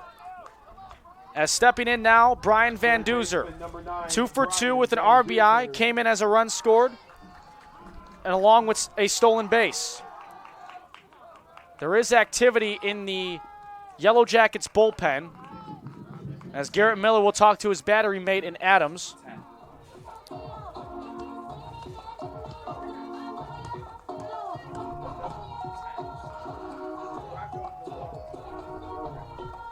Rocco DeLoro appears to be the man warming up for Baldwin Wallace in their pen, the junior thrower from Akron, Ohio.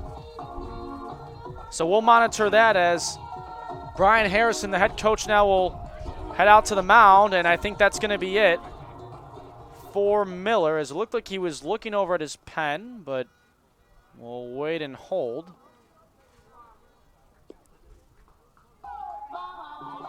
As we do have a minute here with this mound meeting. Crowd getting into it here at the Thunderdome. 8-7 our score. Cougars within 1 because of this 3-1 monster shot by Jose Mercado out onto Division Street. Bonner just gave it a little hop at the wall. No chance for him. No chance for anyone to see that ball stay in the ballpark, as we are going to have the pitching change after all, as Rocco DeLorio steps on in. Pitcher number 3 for the Yellow Jackets in the regional championship. We'll step aside for just a moment here on the Cougar Sports Network.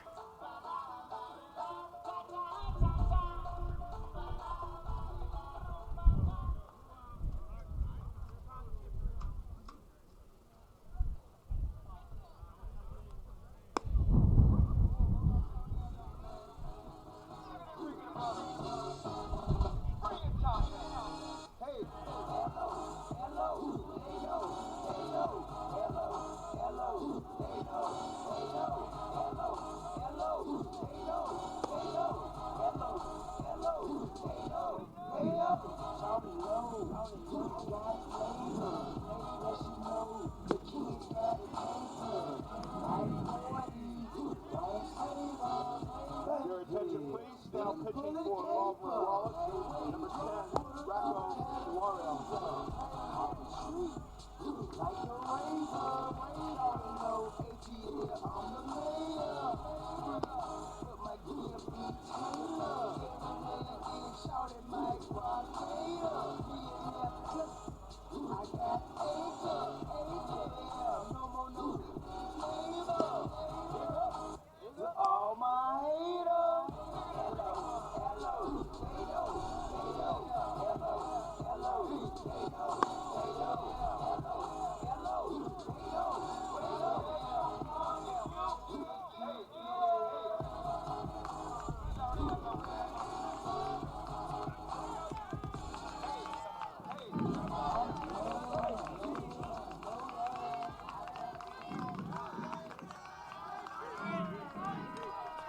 So new pitcher in Rocco Delorio for the Yellow Jackets of Baldwin Wallace. We'll get you the numbers on him in just a moment. As stepping in now is Brian Van Duzer. 2 for 2 with a runner on first. As he hits this one on the first pitch to right field, and that'll get down. Still nobody out for Concordia Chicago. Brian Van Duzer is 3 for 3. So the line on Miller, he went 0+, did not record an out on 16 pitches, 9 of them strikes. Gave up a couple of hits, 3 runs, all of them earned. A 4th one could be coming depending on the outcome here, and hit 2 batters. So for Rocco Delorio, he's got a 1-1 record with a 5.62 ERA, making his 7th appearance this season. Has pitched 8 innings, 7 runs allowed, 5 of them earned, walking 4 batters and striking out 7, and allowing 9 hits. Delorio, the junior right-handed thrower from Akron, Ohio.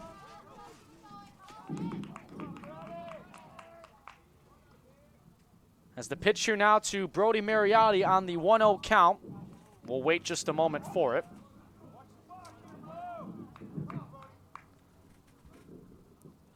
Five batters so far have gone on successfully for Concordia Chicago. A chance to take the lead with a runner at second. Strike one.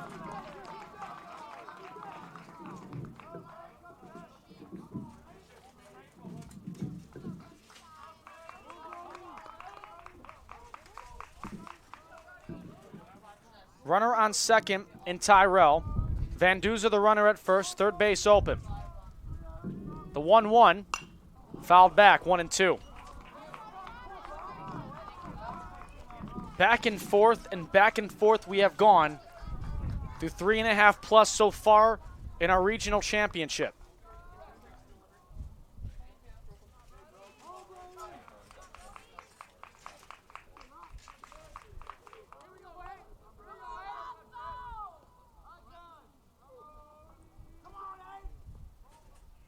Brody Mariotti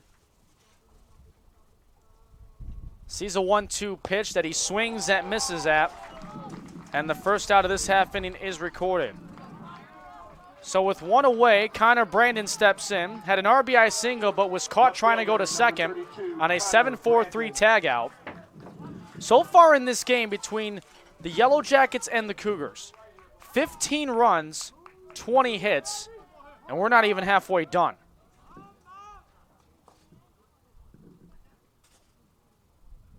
Runners on first and second. Connor Brandon will wait for the pitch as Delorio stopped off. Brandon, the conference player of the year.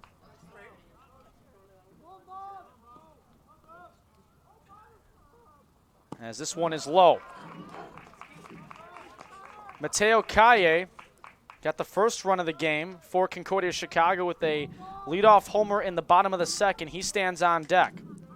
Also had a sac fly RBI in the third as well. That's what waits in the wings for the Cougars. Here with one out, down by 1. Meanwhile, Connor Brandon looks at strike one.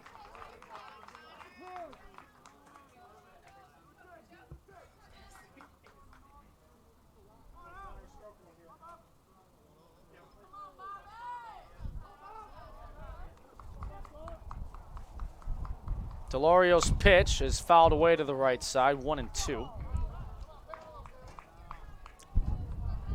Mentioned the recognition for Kyle Brandon all season long in his senior year.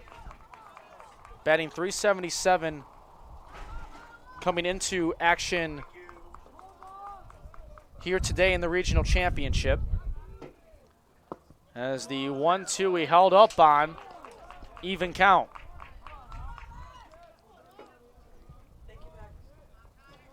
Seventh batter in the box for the Cougars in the bottom of the fourth inning.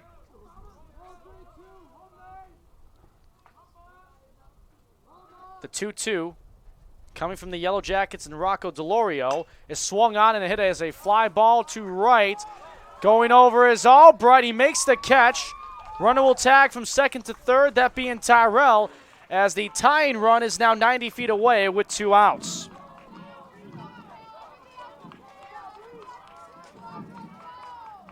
So far with 2 RBIs today, Mateo Calle steps in. Designated hitter, number 16, Mateo Calle. Calle with that home run earlier has 3 on the junior year for himself. Came in with a .389 average in his 34th game of the season. If Concordia is to win, not only do they force a winner-take-all for the regional championship in this double elimination format, it will be an all-time program record for the most wins in a season overall, as it would get them to 41, breaking the record of 40, which was set last year.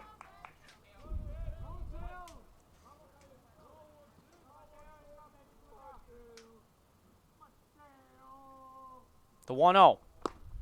Looks at that one for strike 1. Braden Benavidez on deck. Mateo Calle is the 8th batter in the box this half inning for Concordia Chicago. 8-7 our score. Calle looking to change that. He looks at strike 2.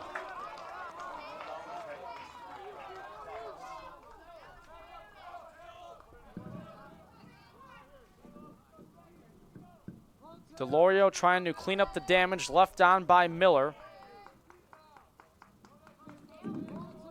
As the runner over at third is responsible to the freshman Garrett Miller. Runner at first would go to Delorio as this is fouled back.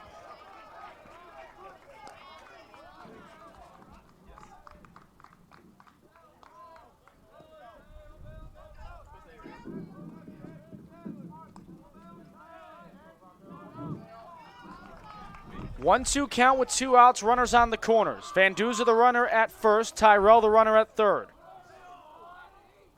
Can the Cougars tie it in the bottom of the 4th or even take the lead? Runner takes off from first, ground ball to the left side. That's going to get into left center, and we are tied at 8. RBI single, Mateo Calle.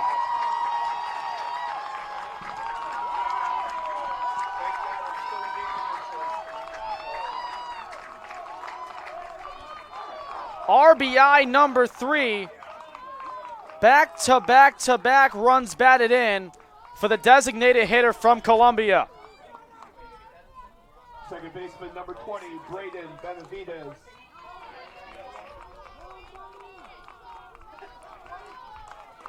So Braden Benavidez with the go-ahead run now in the bottom of the 4th, 90 feet away, is 0 for 2 today. Looks at that one outside. The Yellow Jackets batted around in the top half of the 3rd. Cougars may do the same here in the bottom of the 4th. So if you're scoring along at home, your other scorecard would have to move an inning column down. Which, if you like a clean score sheet, well, this game may not be for you.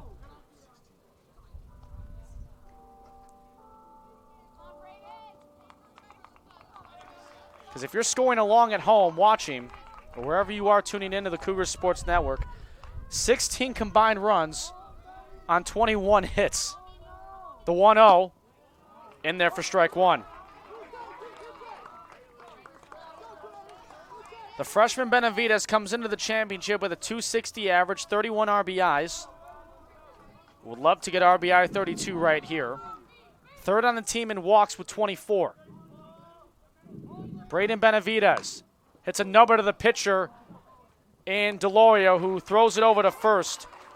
But not before a 3-run homer from Jose Mercado and a game-tying RBI from Mateo Calle is the difference, as the Cougars get 4 runs in off of 4 hits, no errors, and 2 runners left on base. Giddy up for the top of the 5th inning. 9-1 and 2 hitters due for the Yellow Jackets on the Cougars Sports Network.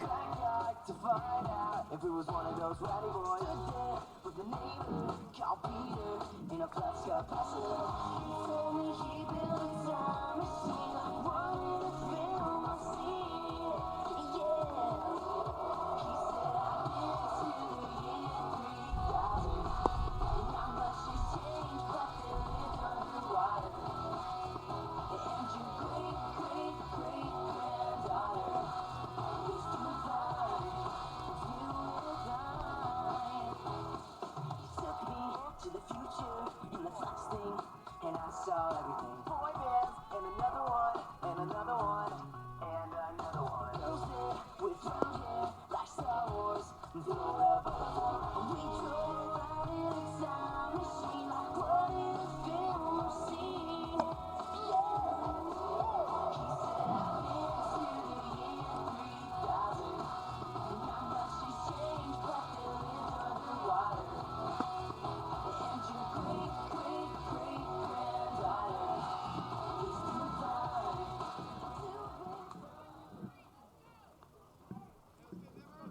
The number 9 batter leads off the top of the 5th for the Yellow Jackets.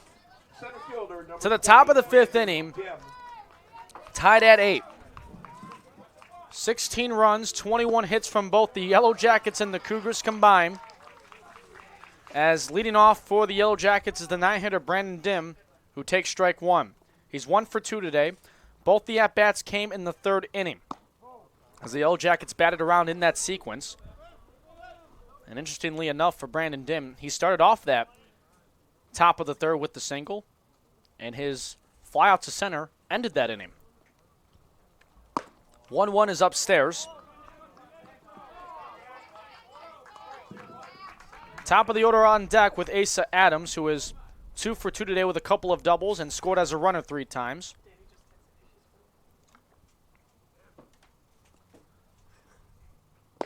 Swing and a miss there, a big one, 2-2.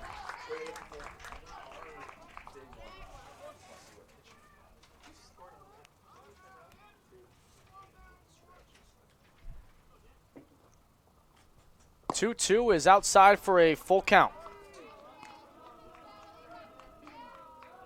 Adams, we mentioned, has a couple of doubles, also reached on a hit by pitch back in the 4th. It is a crooked scoreboard, to say the least, with 4s and 3s all around so far through the last couple of innings, as that'll be a called strike 3 to Brandon Dim. First strikeout for Litke, as we go to the top of the order to Asa Adams. The catcher, number 3, Asa Adams.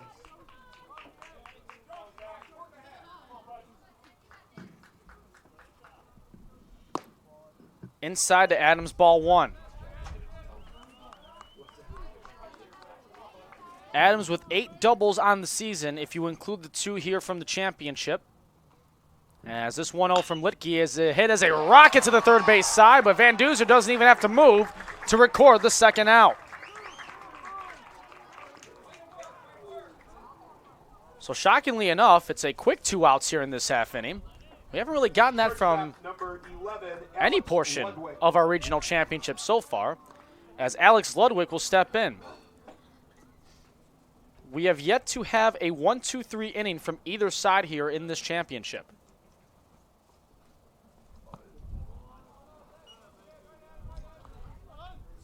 Every half inning, I should say, correct myself, we have had one 1-2-3 inning.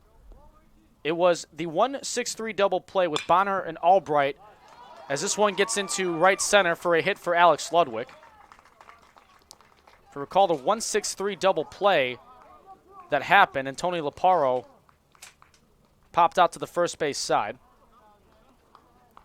So Ludwig gets on with the 2-out single, 17, Kyle Pennington. as Kyle Pennington, who has had a couple of hits so far here today, got on with 2 singles and has came home as a runner twice.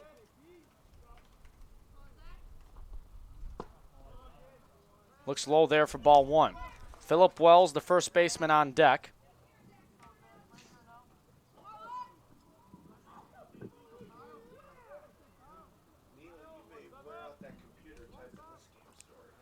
The 1-0 is inside for strike 1.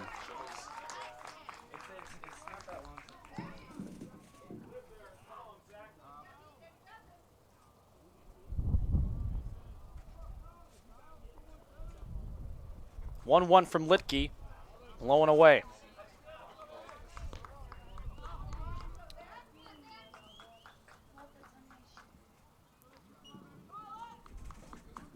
Nearly halfway through this game, 16 runs, 22 hits between the Yellow Jackets and the Cougars, As this one with an off-speed pitch, strike 2. As mentioned, only 1-1-2-3 inning that came back in the second on the Yellow Jackets side. Cougars have sent at least 5 batters into the box every time they've gone to the plate. Third base side hit, gets down the left field line. Ludwig will charge over to third, throw not in time. It's a double for Kyle Pennington with 2 outs.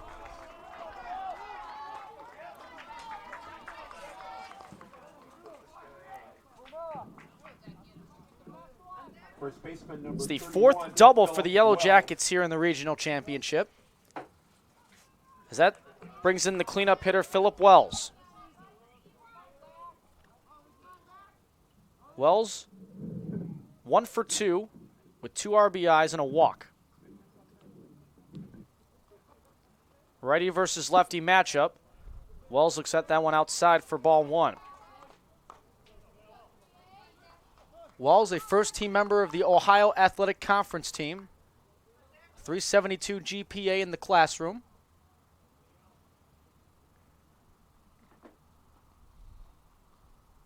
As Wells fouls this one off to the left side.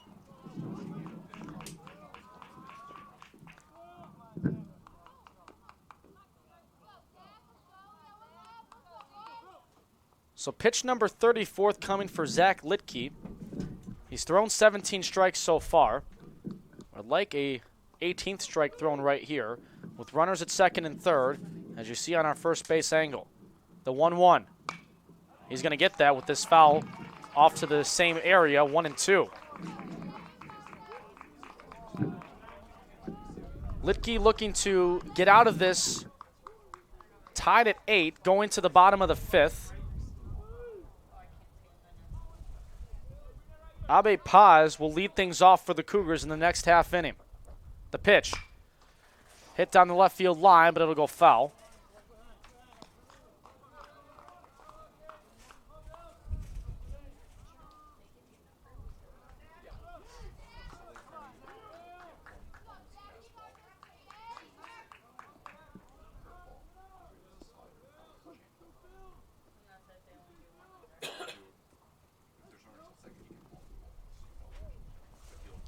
One-two now from Litke to Wells is a drive to right. That ball is hit well, and that ball is gone.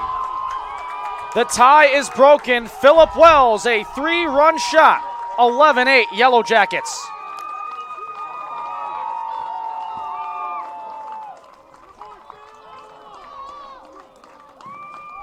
So what we originally thought after rather 2 quick outs was going to be one of our faster half innings of the game. Philip Wells says, not so fast. And it's a 3-run home run, his 3rd of the year, to make it 11-8. Number 13, Sam Susterstick. So Sam Susterstick, the DH, steps in. Got a hit by pitch RBI back in the 4th. Looks at strike 1 here. So now 19 runs on 23 hits between these two teams. The 0-1 fouled off to the right side over the first base dugout and just over the bleachers.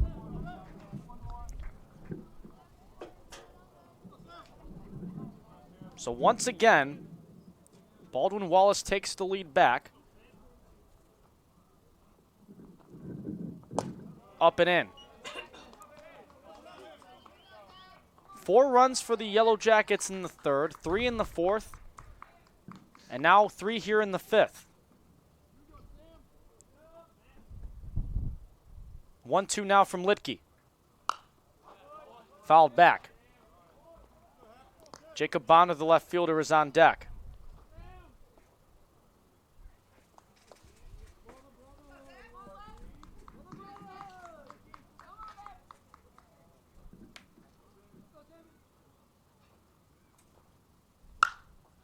As a shot here to left is playable for Brandon, and that'll get the Cougars out of it. But not before a 3-run home run from Philip Wells makes it the difference. So 3 runs on 3 hits with no errors and nobody left on base. 11-8 Baldwin Wallace as the Cougars trail by 3, coming to bat next with Abe Paz here on the Cougars Sports Network.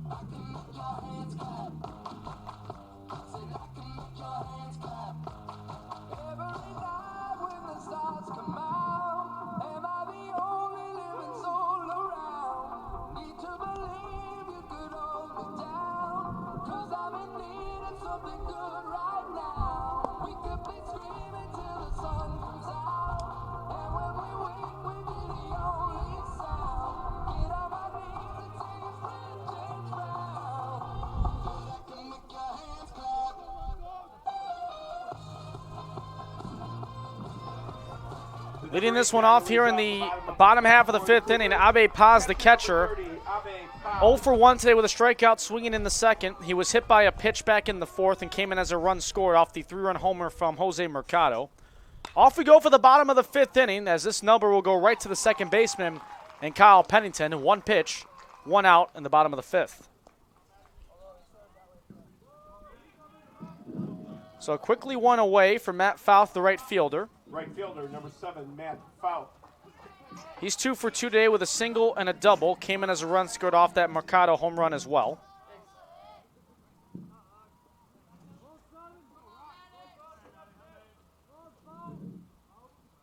First pitch to Fouth here is in there for a called strike 1.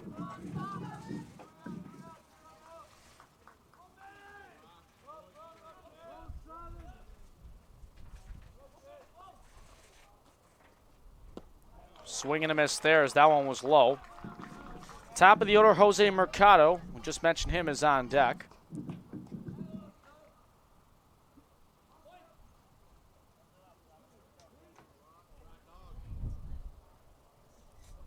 Oh, 2. Ground ball up the middle and into center field for a 1-out hit for Matt Fouth to get on. He's now 3 for 3 here in the regional championship.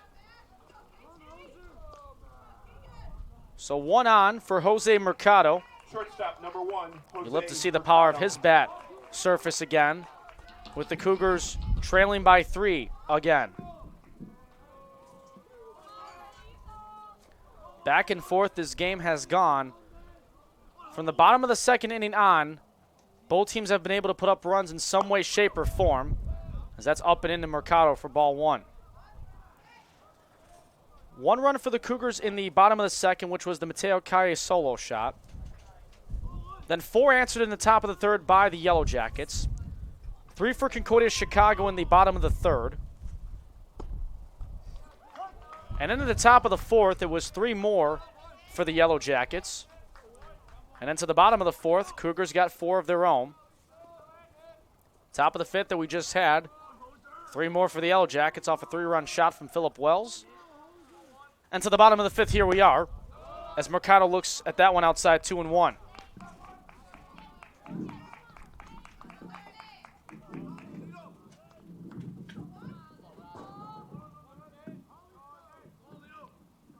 As we've mentioned, the wind blowing out to center today. Throw goes over to first.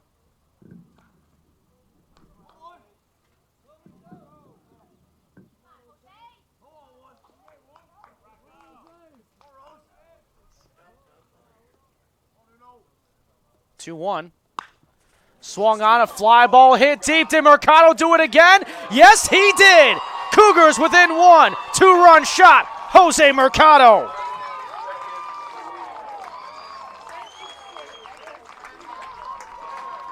(11 to 10).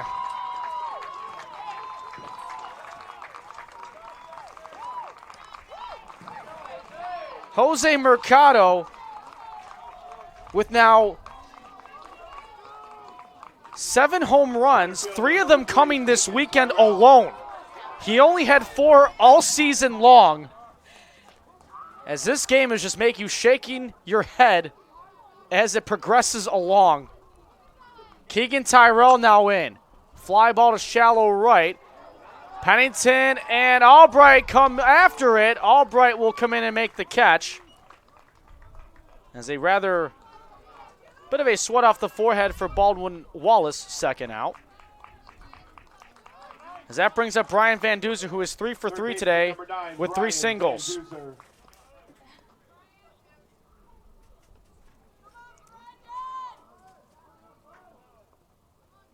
Mercado has almost doubled his season home run total in about a 48-hour span, as this is a pop fly on the first pitch in foul territory. Walls will get underneath it, and he records out number 3. But not before it gets interesting again. A 2-run home run by Jose Mercado to get the Cougars within 1. 2 runs on 3 hits. Or rather 2 hits, excuse me. No errors and nobody left on. 11-10 to the top of the 6th here on the Cougar Sports Network.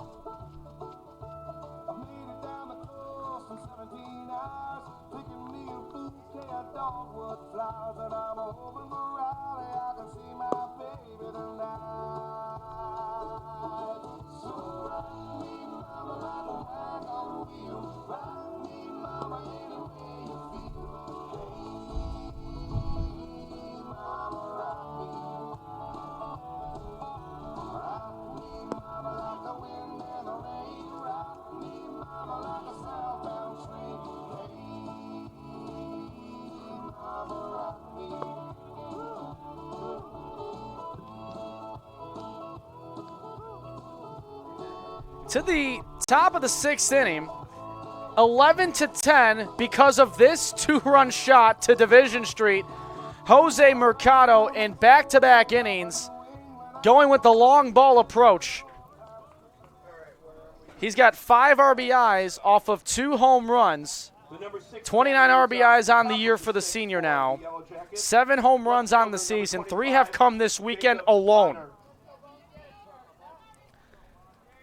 As with this pitch from Litke, that is now 212 pitches combined with 6 pitchers used from both sides overall. This is the stuff that even the baseball gods can't make up.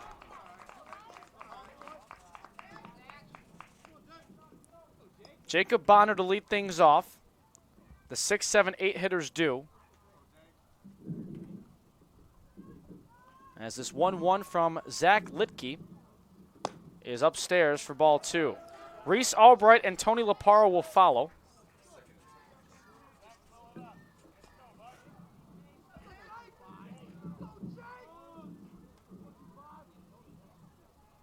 What a weekend for regional action, as that is way high up the elevator, ball 3.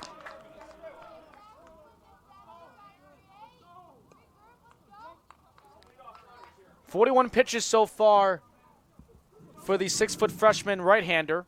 25 of them have been strikes, as this one is hit to the left field side, and a leadoff base hit for Jacob Bonner.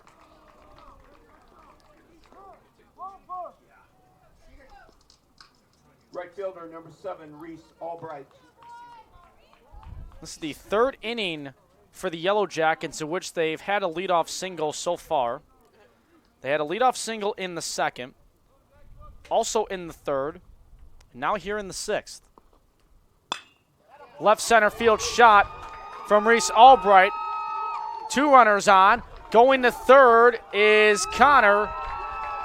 Bonner gets in there safely. Bonner 90 feet away. Double for Reese Albright. Nobody out.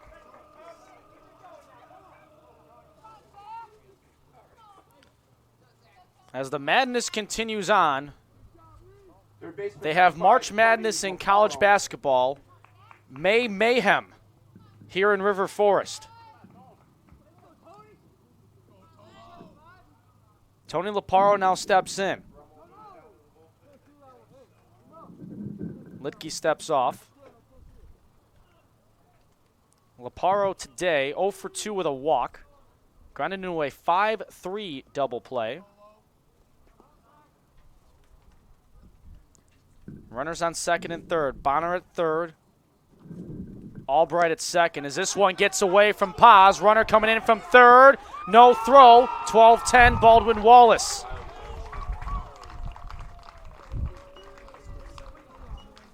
So Albright now moves 90 feet to third. Bonner comes in scoring on the wild pitch to give the Yellow Jackets a 12-10 lead.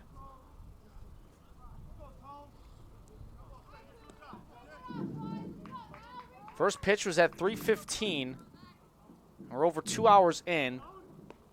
And we've only done 5+ innings, as this one is a shot to left center. Going back is Connor Brandon, tagging from third is Albright. 13-10, Yellow Jackets.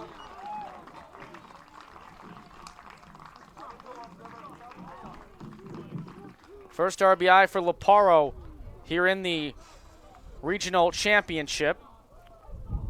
It feels as if who hasn't gotten an RBI Number 20, Brandon from either side here today, as Brandon Dim will step in. 1 for 3 today with a single, a flyout, and a strikeout looking. He looks at ball one.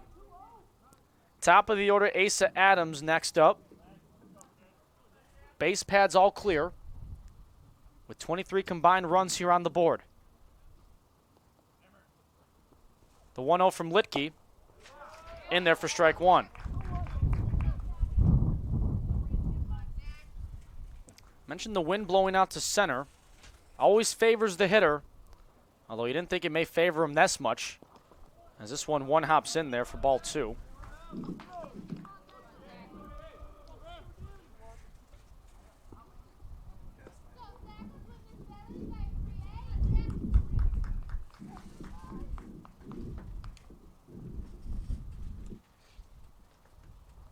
Two balls and a strike to Dim. He swings and misses there.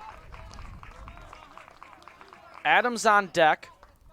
2 for 3 today. Couple of doubles and a hit by pitch. Came in as a run scored 3 times today. He's now scored as a runner 37 times this season.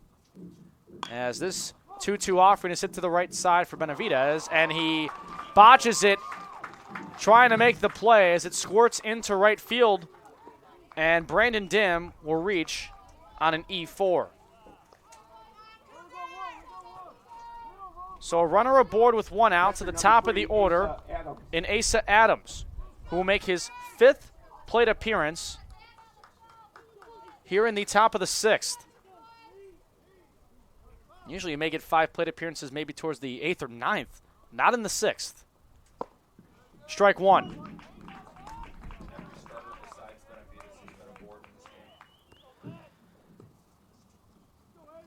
With the exception of Braden Benavidez, every starter that's in the batting order from both sides have been on base. So out of the 18 batters, 17 have gotten on board in some way, shape, or form. 1-1.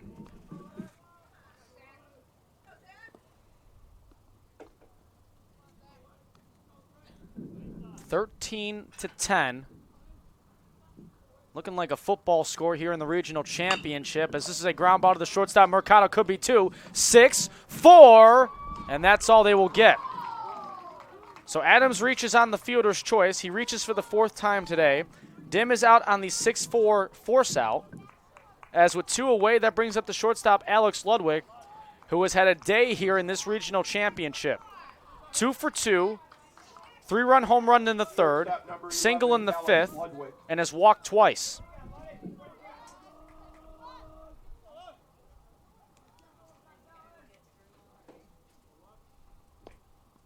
Ludwig looks at that one in and low for ball one. Kyle Pennington on deck.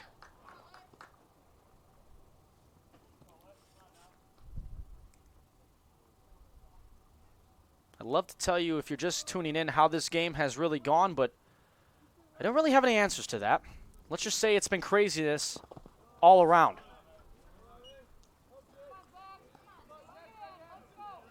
Two balls and no strikes.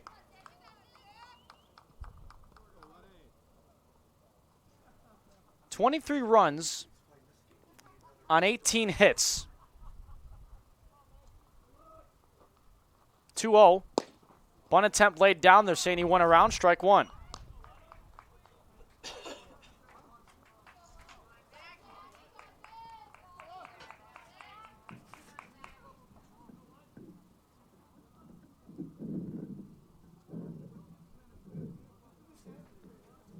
Correction on the hit combined, as we have 23 runs on 28 hits.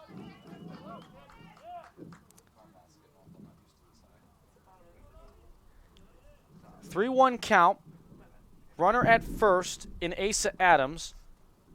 Ludwig gets set, hits a shot to center. Tyrell coming in, and he makes the catch on the run. So 2 runs come in to score 2 runs on 2 hits. off of a couple of hits, 1 error and 1 runner left on base. 13-10 the score. Cougars coming to bat. It'll be Brody Mariotti to keep the bats staying hot for the Cougars next on the Cougar Sports Network.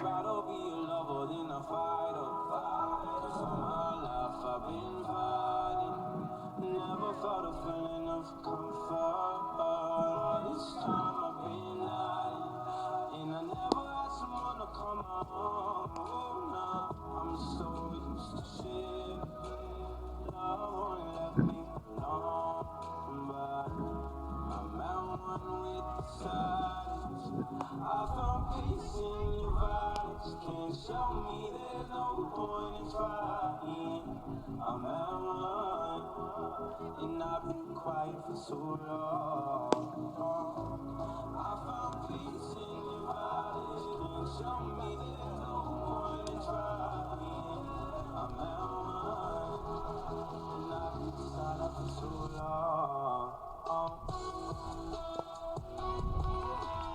I've been quiet for so long.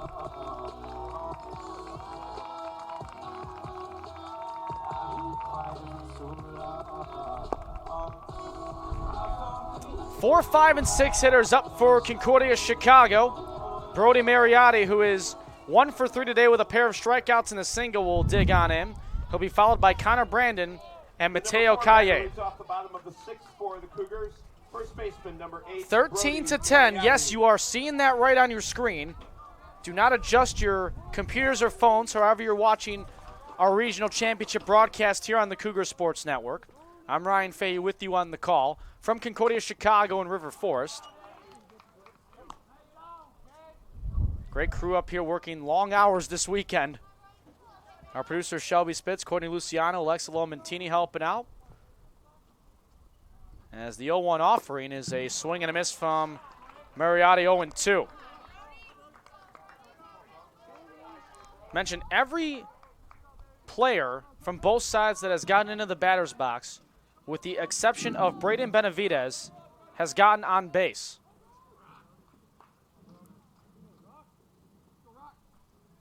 Delorio still the pitcher for the Yellow Jackets as Mariotti hits it into left field for a leadoff base hit.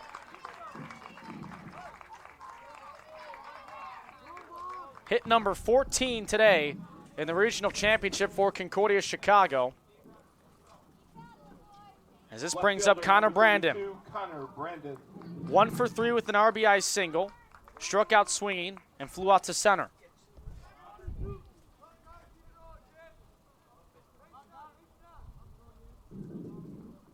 A 13-10 lead for Baldwin Wallace, as this could be 2. Grounded to the shortstop. 6, 4, and 3. Double play. Baldwin Wallace turns it, and there's 2 away.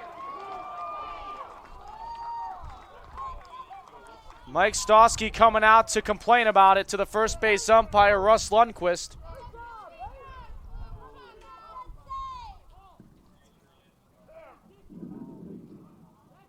So Connor Brandon grounds into the double play, a sense that you wouldn't often say.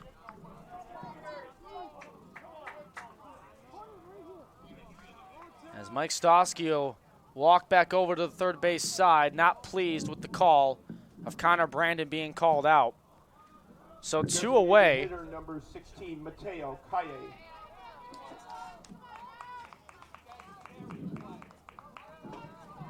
So with 2 outs, Mateo Calle steps in. He's had an RBI in every plate appearance he's had, as he looks to keep the streak going here as he takes inside for ball 1. Solo home run in the second, RBI sac fly to center in the third, and an RBI single in the fourth. Mateo Calle looks at ball 2.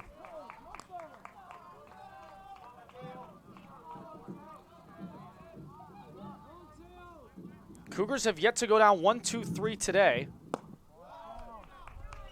as that's low for ball 3.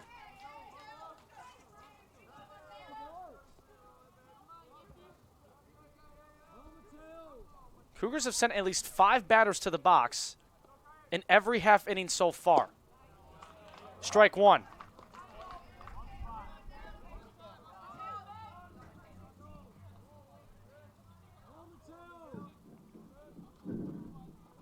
Three-one count to the DH and Calle, who foul tips that one, just got a piece of it. Count runs full.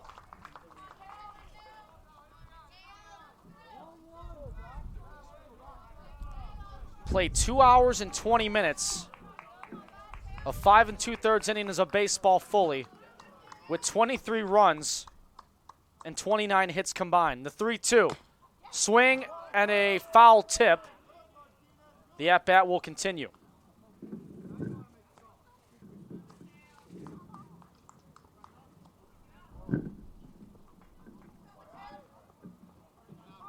Base pad's currently open after the 6-4-3 double play that Connor Brandon grounded into after the leadoff single from Brody Mariotti. 3 balls and 2 strikes. The pitch from Delorio, chopper to the left side. Third baseman Lepore will throw over to Wells, and it's the first 1-2-3 inning that the Cougars go down in. In the inning, no runs on No one runs hit, off of 1 hit, no errors, and no runners left on base. The first 0 spot in the half inning for the Cougars since the first inning. Yellow Jackets lead at 13-10. We're back for more crazy action probably on the Cougar Sports Network. 1,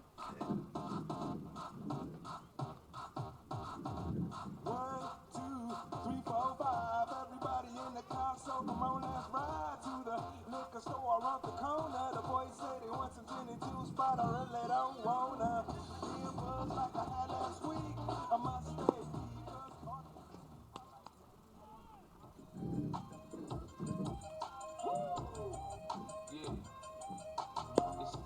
Your attention, please. Now pitching for Concordia, Chicago. Number 22, Nick Rummel. Let's make it. You say you a gangster, but you never naive. Say you a waster, and you need to stop running. You ain't a friend of mine. You ain't a friend of mine. For me, you think that I'ma run up on you with the we do this all the time. Right now we on the grind. So hurry up and cop and go and sell it. Shorty, she's so fine. I gotta make her mine. I act like that, gotta be one of a kind. I crush him every time. Put you with every line. I'm with their mind. I'm thinking brush the wine. They know they can shine. Pitching change here for Concordia Chicago as we go to the top of the 7th inning. Nick Brummel will come on in. Brummel, the 6'1 freshman from Batavia, Illinois, product of Marmion Academy in the western suburbs of the Chicagoland area. The line on Zach Litke finishes with 3 innings pitched, 58 pitches, 35 of them strikes, gave up 6 hits, 5 runs all earned, while striking out 1 batter. Numbers on Nick Brummel this season, first time we're seeing him this weekend. 2-0 record with no ERA. This will be his 3rd appearance this year in 10 2/3 innings pitched, giving up 4 runs and a run, 4 hits and a run, was not an earned run he allowed, walked 3 batters, struck out 2. As he comes into a spot with his team down by 3 in the regional championship, top of the 7th inning. Strike 1 to Kyle Pennington, who leads things off. 3, 4, and 5 hitters do for the Baldwin Wallace Yellow Jackets. Unbeaten so far this regional weekend. Concordia Chicago 2-1. The 0-1. Off-speed pitch. Well done, 0-2.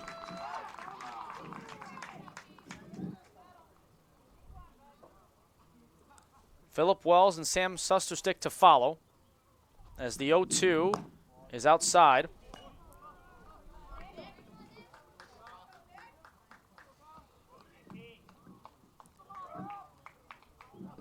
Pennington 3 for 4 today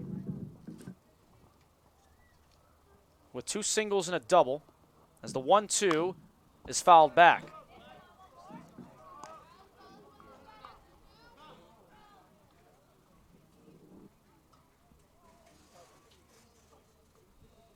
So far, I believe, and we'll have this clarified in a minute, I believe every run that is scored has all been earned to every pitcher within the staff for both Baldwin Wallace and Concordia Chicago.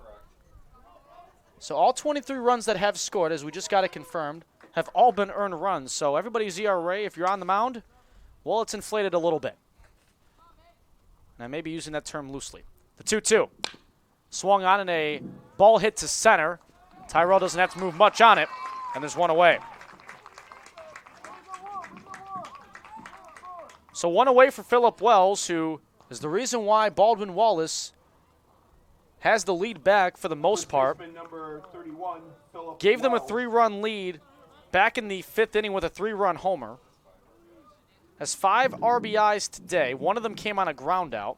He's reached base all 4 times today, as he's 2 for 3 with a walk, which was an RBI, by the way.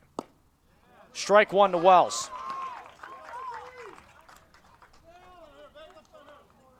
Wells showing why he's a first-team all-conference member of the Ohio Athletic Conference here this regional weekend at Concordia Chicago and River Forest, Illinois. 0-1 from Brummel, way outside.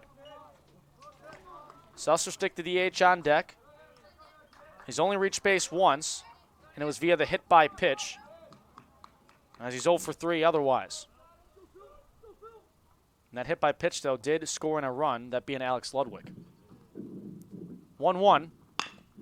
Ground ball to the second baseman, Benavidez. Gets that one and throws over to Mariotti, and there's 2 away.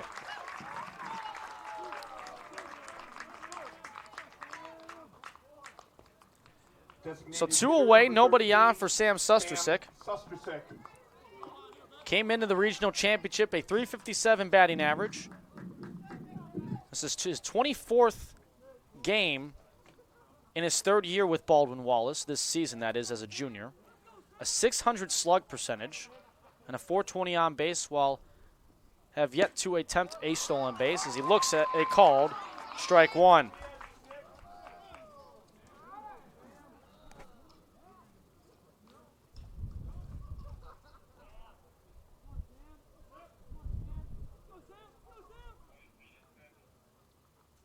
The 0-1, swing and a miss, strike 2. Nick Brummel, the 6'1 lefty thrower, looking to get the Yellow Jackets down. 1-2-3. Big spot for the first-year player, and that's what he's going to do. The freshman, Nick Brummel. No runs, hits, errors, anybody on base. 13-10 we remain. Stretch time at the Thunderdome. Cougars coming to bat with Benavidez, Paz, and Fouth next on the Cougar Sports Network.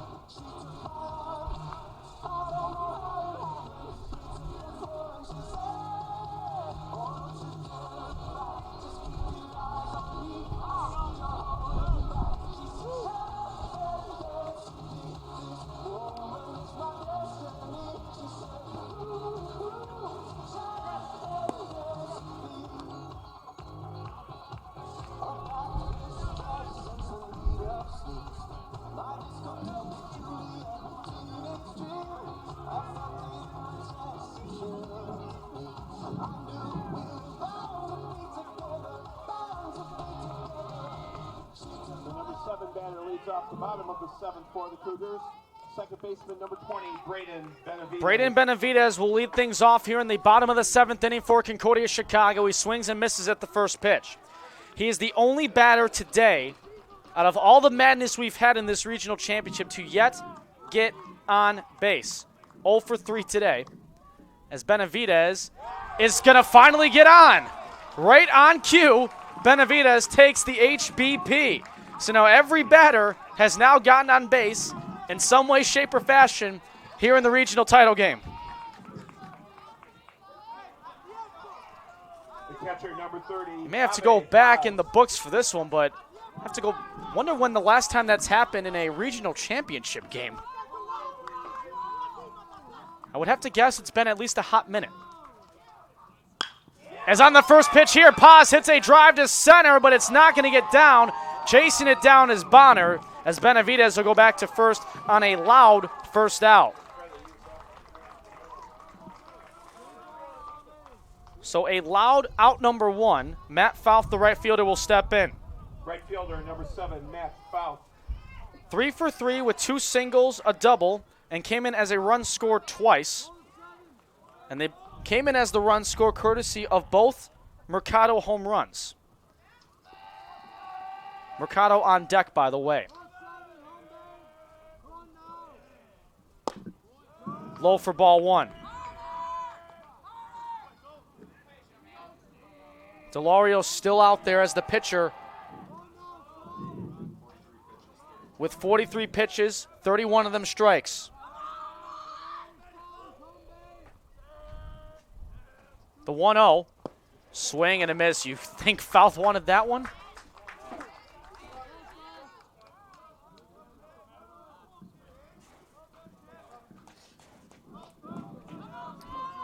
One and one count, runner on first for Benavidez, who's over at first off the HPP, finally getting on base.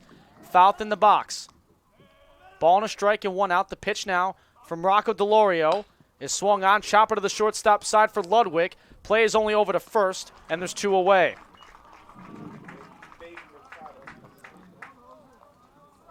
So the power hitting, and I'm saying that because his last 2 at-bats have been home runs, Jose Mercado. Shortstop, number 1. 5 RBIs in the regional championship for Jose Mercado. A walk and a stolen base. He had 4 home runs all year long. He's got 3 this weekend. Can the hot bat stay hot? Looks at ball 1. Mercado, a first-team member, all-conference. He's first in stolen bases in the country. As on this 1-0 pitch from Delorio, Mercado's hit. That hit him in the left shoulder. He's okay. He gets on with 2 out.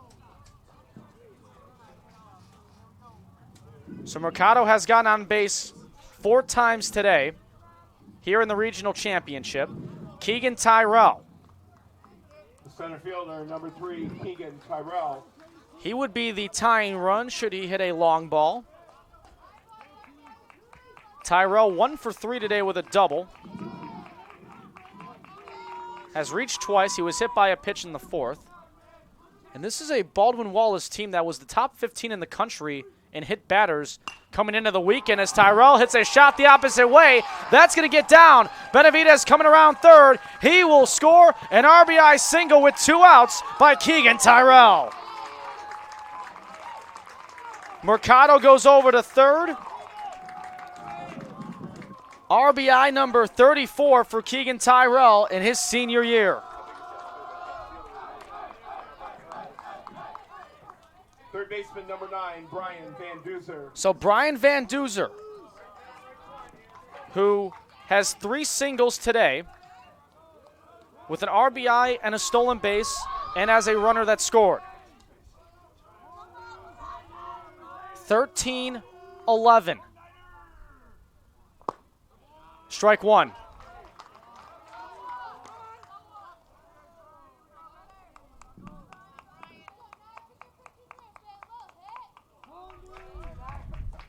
24 runs now on 30 combined hits. Find me a more crazier regional championship game in the Division III tournament here this year in 2019. I don't think you can. And if you do, tweet at me at the Ryan Fahey to prove me wrong.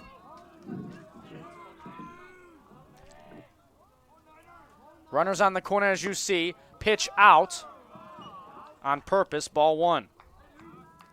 Brody Mariotti is on deck should this continue. Game number 6 of our Concordia Regional that begun Friday morning at 10 a.m. A few weather delays in the process have got us to this point. The 1-1 count. The pitch from Delorio. Foul ball, strike 2.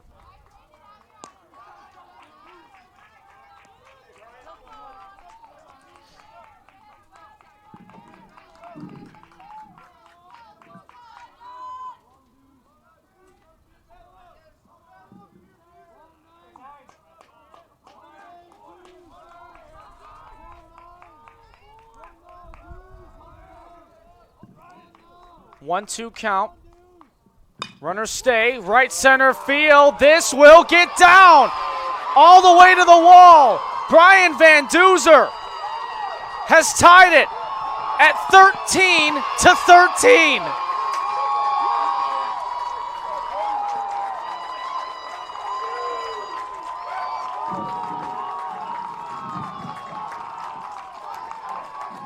You are looking at the scoreboard correctly if you're just joining us. As Brian Van Duzer, with now 3 RBIs this championship game, as Brody Mariotti digs in. We have only had 4 half innings so far today from either Baldwin Wallace or Concordia Chicago, where there were no runs that were put in. Mariotti swings and misses, strike 1.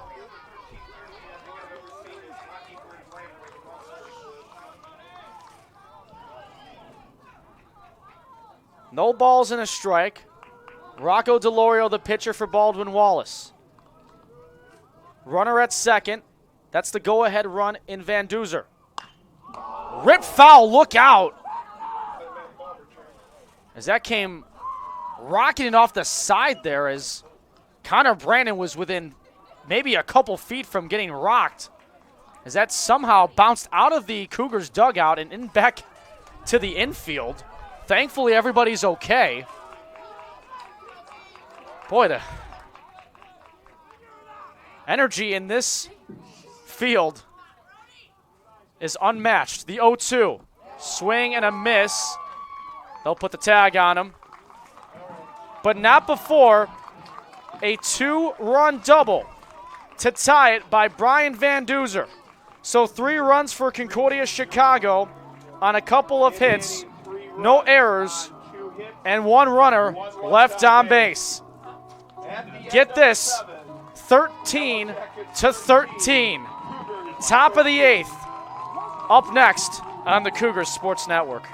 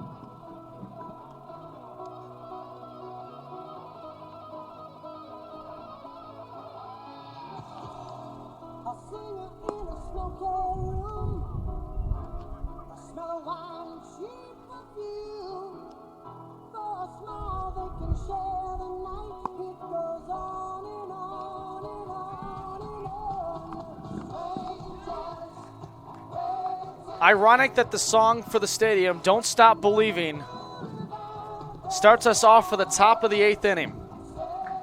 26 runs, 13 each. Top of the 8th, Jacob Bonner will lead it off. The 6, 7, and 8 hitters do. No matter the outcome now, you'll remember this game for a long time. And we still have 2 full innings of regulation baseball to go. First pitch goes to Benavidez. The second baseman one away.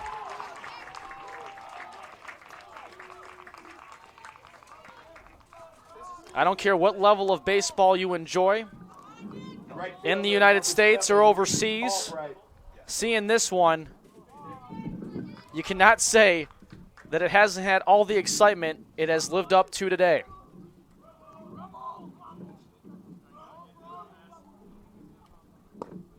Strike one.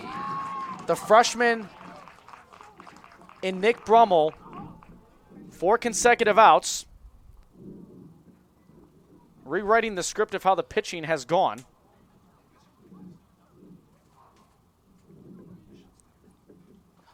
As every pitcher has given up at least 3 earned runs, that being for Concordia Chicago. Same goes for Baldwin Wallace. Still an unfinished line on Delorio. As Brummel not fazed by the big stage so far. The first-year left-handed thrower on the 0-2. Grounded to the shortstop, Mercado. Nice pick. Throw to first, 2 away.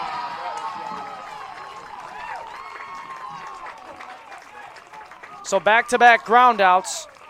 And to Tony Laparo, who will step in.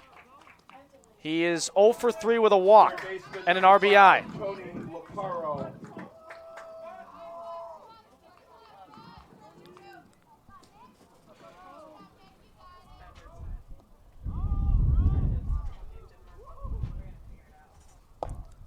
Strike one.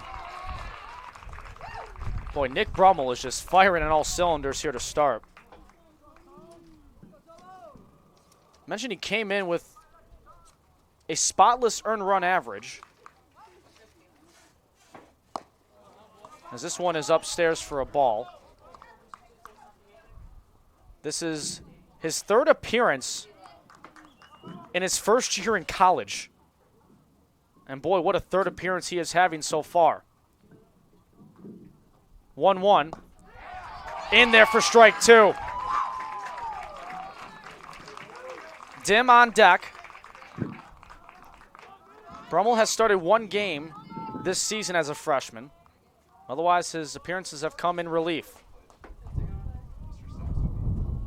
Has yet to give up an earned run in 2019, as that's outside for ball 2. Tied at 13.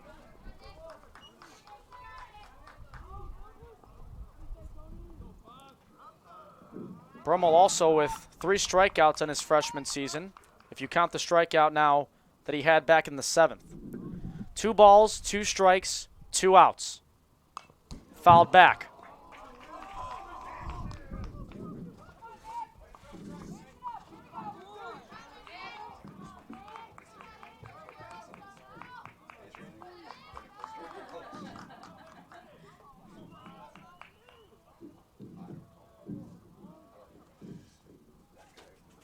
Even count. Low for ball 3.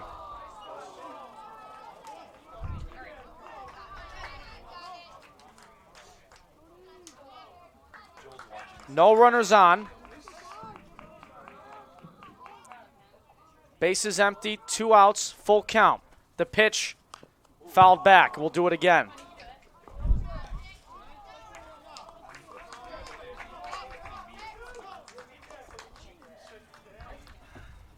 If Concordia Chicago wins, they would force a winner-take-all game 2. If Baldwin Wallace is to pull this off, they are the regional champions.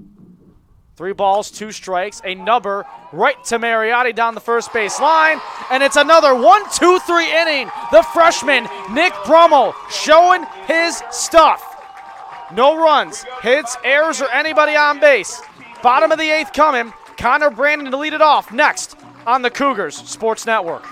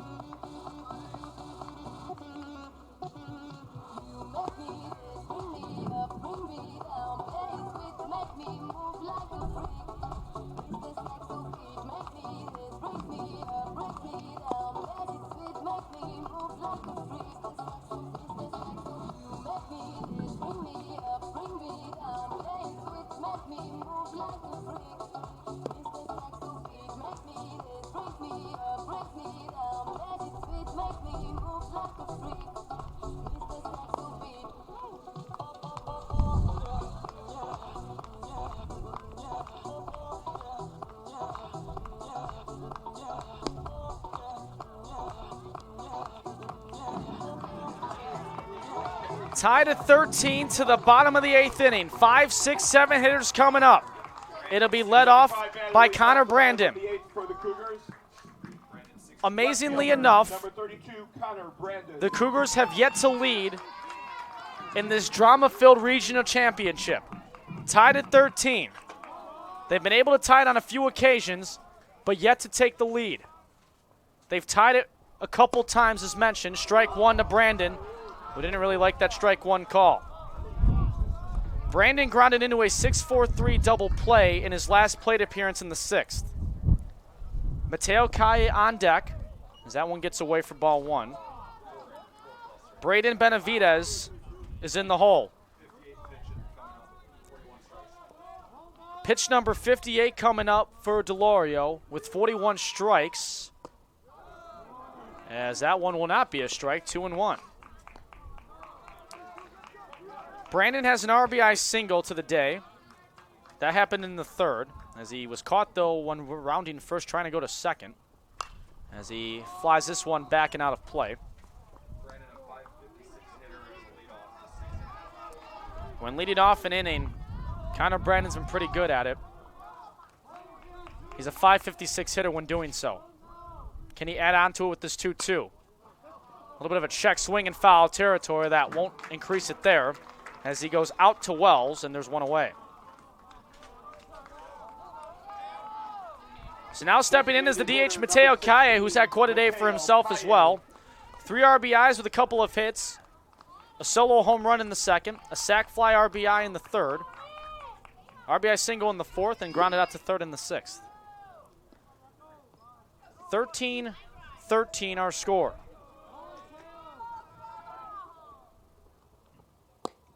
Calle, strike one. I believe that was in the zone. They didn't call it on the swing. Again, calling balls and strikes is the crew chief, Trent Haldeman. Over at first, Russ Lundquist. At second base, Ben Williams. Third base, Toby Formiller. Foul tip, strike two. Benavidez on deck. He's gotten on base once, has yet to register a hit. He was hit by a pitch back in the 7th. The 0-2. He did not go. Ball was low. 1-2.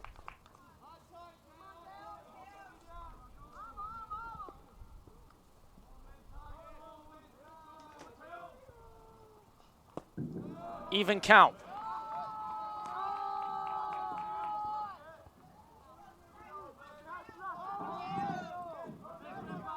Calle looking to get on base for the 3rd time here in the championship. The 2-2 from Delorio is swung on, and a ground ball up the middle. Playing it right behind the bag is Pennington. Throw to first is in time. Got him by a step. And there's 2 away. So with nobody on and 2 outs, Braden Benavidez will step in.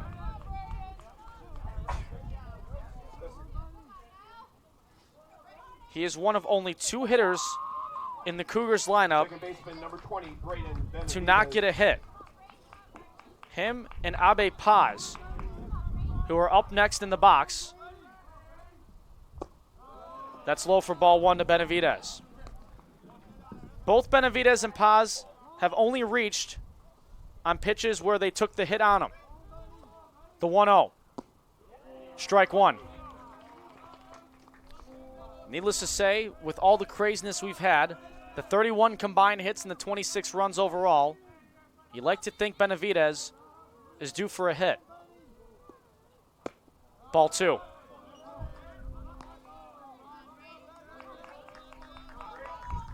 Benavidez came in as a run scored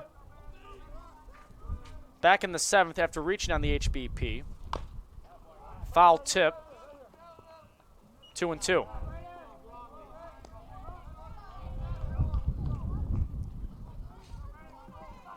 Cougars have only gone down 1-2-3 once, and that was back in the 6th inning.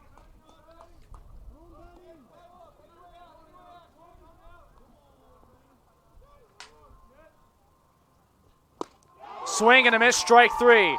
Delorio gets Benavidez swinging. to the ninth. Tied at 13. 9 1 and 2 hitters up for the Yellow Jackets. Dim, Adams, Ludwig. Next on the Cougar Sports Network.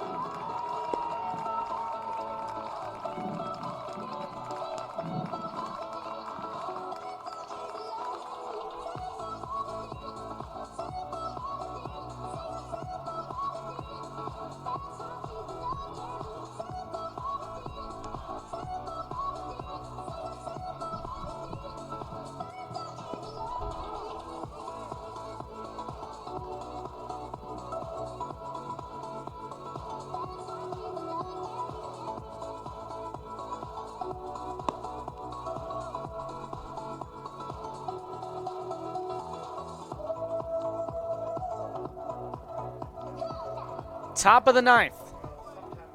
Do not adjust your computers or your smartphones. We indeed are tied at 13. Top of the ninth, Brandon Dim leads us off.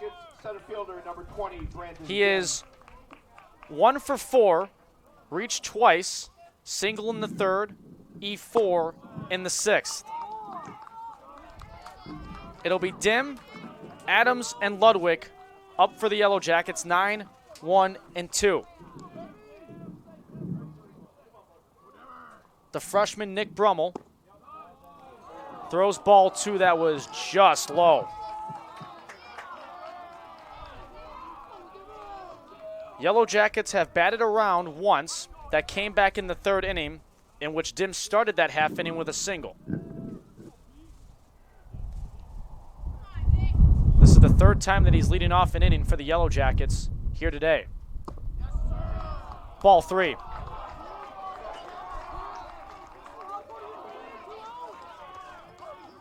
Brummel has worked consecutive 1, 2, 3 innings, the first-year player for Concordia Chicago.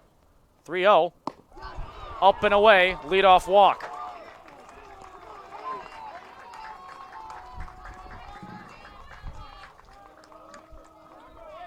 The catcher, number 3, Asa Adams. Top of the order, plate appearance number 6 for Asa Adams. He is 2 for 4, reaching on base 4 times, 2 doubles, a hit by pitch, and a fielder's choice. Good block by Paz, ball 1. 5 balls now from the freshman Brummel that has been thrown.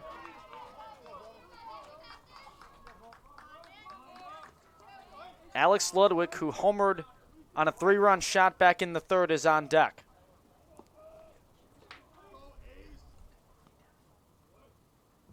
The 1-0. Strike 1. You're sort of getting that golf silence now from the crowd as the pitch is about to be thrown from either side, as they know the tension is high here at the Thunderdome. Upstairs, 2-1.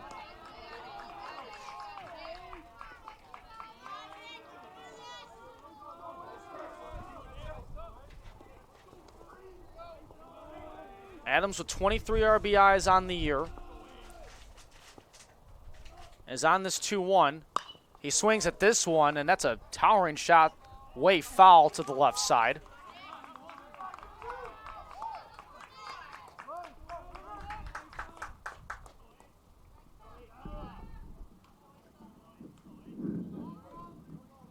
Runner on first and Dim. 2 balls, 2 strikes, nobody out, top of the 9th.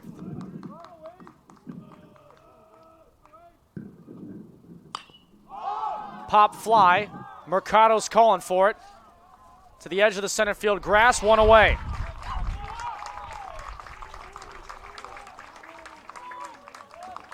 Alex Ludwig, who's got a pair of walks, came in as a run scored twice.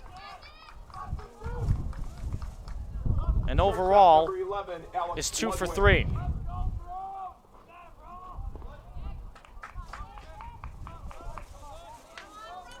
Baldwin Wallace, a team that had lost 4 straight coming into the regional. And with the bats in the month of May at only 257, have managed to put up 13 runs in the regional championship and are unbeaten so far this weekend. Strike one to Ludwig.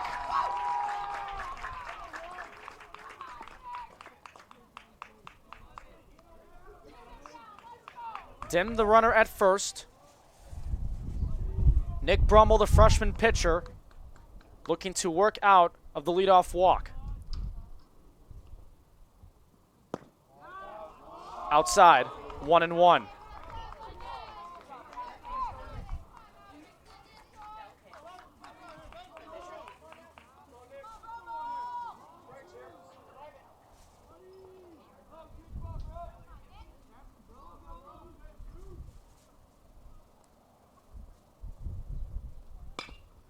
Fly ball down the left field line, and it will land just foul. Van Dozer tried to make a play on it. Couldn't get there in time. Was the third baseman Van Duzer. Count at 1-2.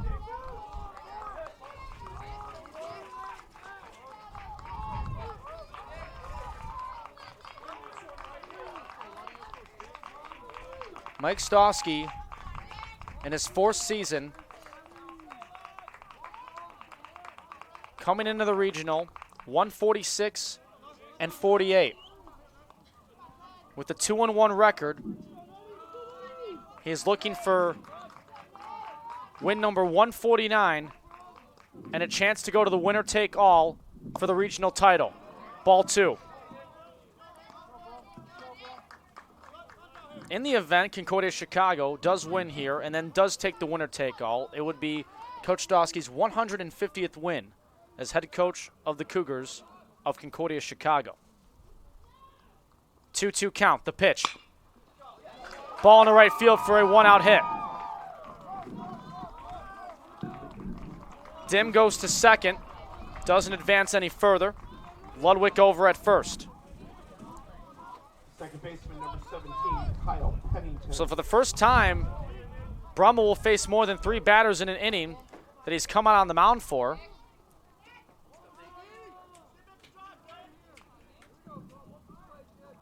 Kyle Pennington now steps in. He was a hero on Friday in the extra inning win over St. John's that walked it off in the 10th inning. They would love to see his hero status reign again. Low and in, ball 1.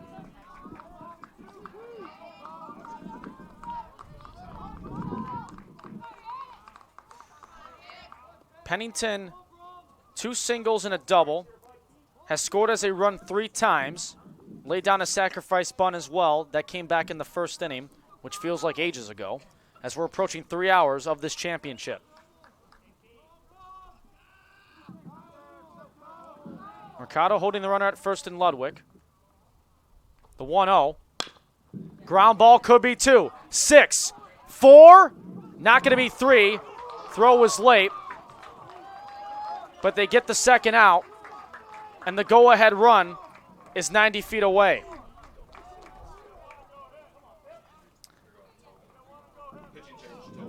As Mike Stosky's going to come out of the dugout. But what a great pitching performance. Nick Brummel in his 1st season pitching his lights out in the regional championship. Pitching change coming.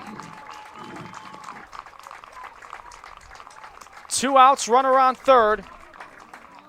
And we'll stick with it here as we have the pitching change for Concordia Chicago.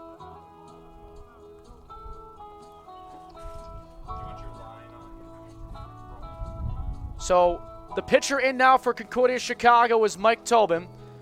We'll step aside for a moment as he warms up on the Cougar Sports Network.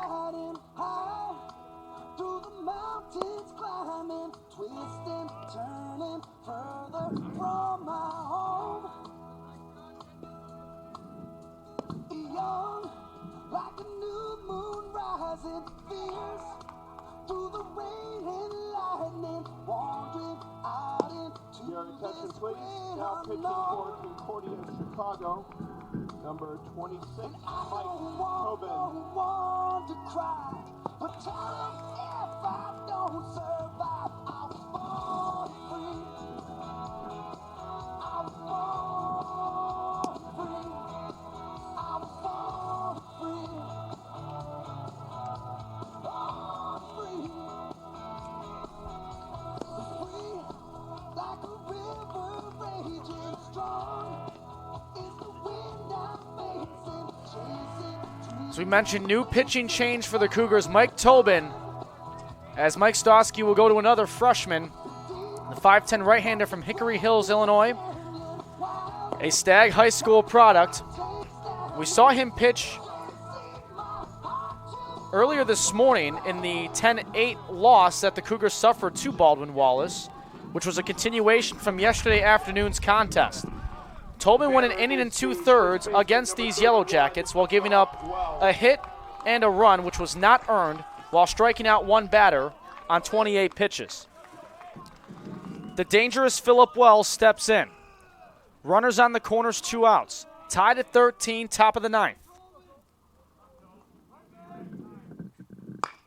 Ground ball right to Mariotti, and Tobin is fired up.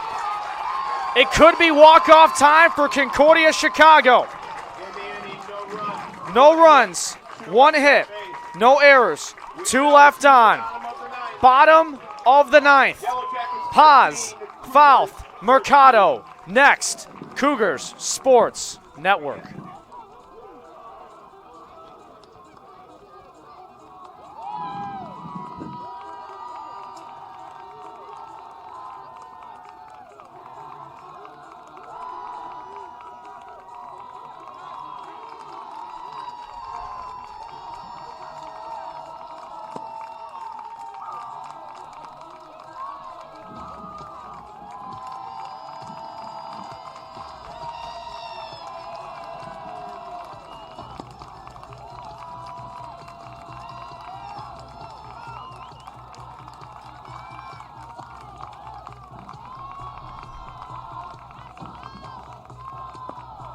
Your attention, please. Now pitching for Baldwin Wallace, number 14, Michael Hubert.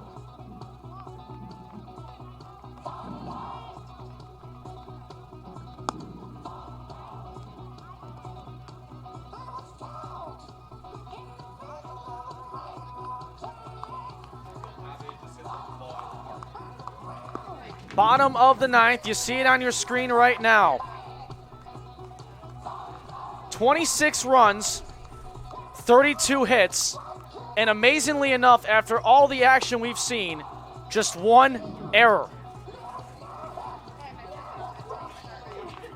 Abe Paz leads it off for Concordia Chicago in the bottom of the 9th. He'll be followed by Matt Fouth, the 9-hitter, and to the top of the order in Jose Mercado. The line on Rocco DeLorio for Baldwin Wallace: 5 innings pitched, 70 pitches thrown, 49 of them for strikes, giving up 7 hits, 5 runs all earned, striking out 3 Cougars while hitting 2 of them. Abe Paz, 0 for 3, with a couple of flyouts, a strikeout swinging, and reaching on a hit by pitch that came back in the 4th inning. We're now over 3 hours into our regional championship. Abe Paz, low, ball 1. Paz has 3 home runs on the year, 17 RBIs, a .363 on base, 22 total hits, 6 doubles. The 1-0 is inside. New pitcher as well for Baldwin Wallace. Michael Hubert, the junior from Cincinnati, Ohio.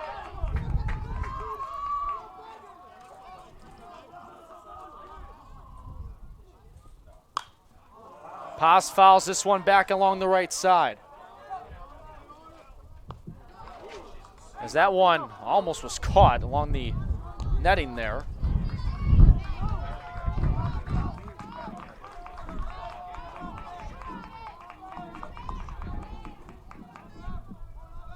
We have yet to see Hubert this weekend. He's a 2-1 record, 3.97 ERA in his 15th appearance in 2019. As Paz hits a towering pop fly down the right field line. That ball is carrying a little bit to the wall as making the catch there, and the crowd started to stand up a little bit as that ball carried. Albright makes the play, and there's one away. Hubert in 22 2/3 innings pitched coming into this appearance, giving up 19 hits, 14 runs, 10 of them earned, walking 9 batters and striking out 28 of them. He's only started 1 game this season, and he's made 2 saves for the Yellow Jackets. Matt Fouth, 3 for 4, couple of singles and a double today. Matt Fouth swings and misses at the first pitch, strike 1.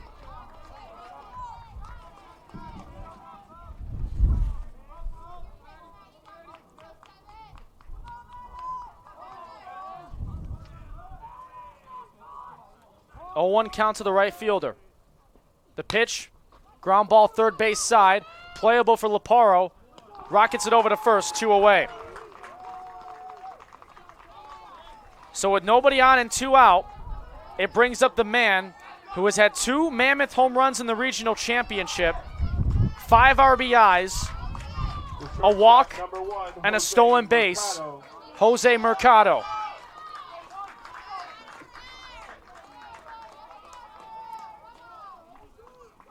Mercado has reached base 4 times out of the 5 plate appearances. Fly ball down the right side out of play.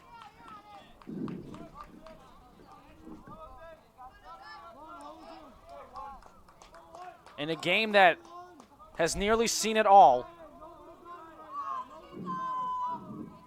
2 outs, bottom of the 9th, as Mercado hits a pop fly to the right side.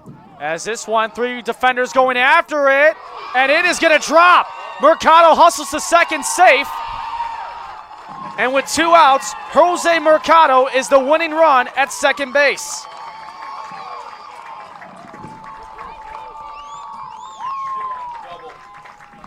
So a 2-out double, 3rd hit for Jose Mercado in the championship.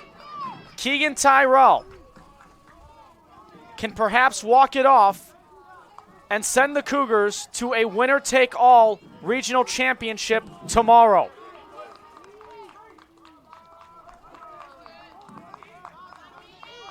Usually regionals are only scheduled for Friday, Saturday, and Sunday, but Keegan Tyrell could perhaps make it a 4th day here in River Forest. Hubert steps off to check on Mercado. Tyrell today, 2 for 4 with a double and an RBI single.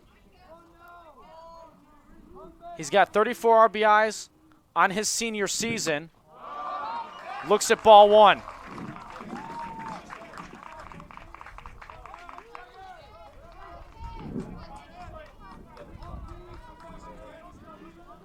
If the Cougars walk it off, first pitch tomorrow is 11 a.m. Ball 2.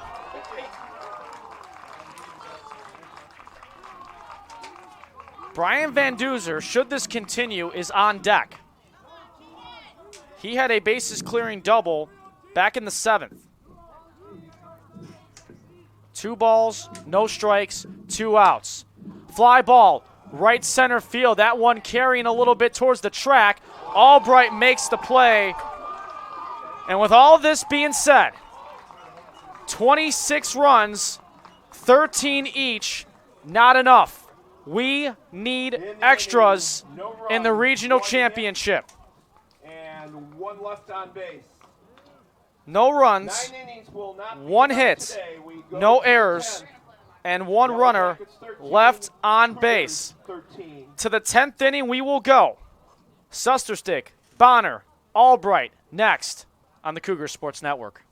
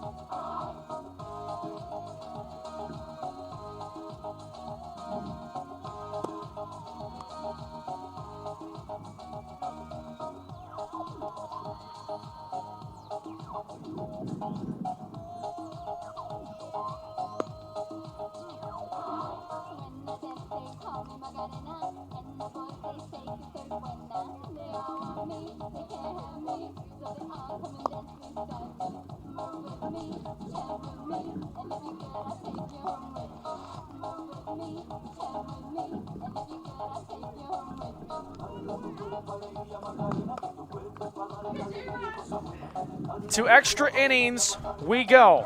10th inning, 13-13. Leading off for the Yellow Jackets. Sam Susterstick, the DH, Sam Susterstick. leads us off. The 5, 6, 7 hitters up for Baldwin Wallace. 9 innings, not enough. First pitch, ground ball, third base side, throw to first.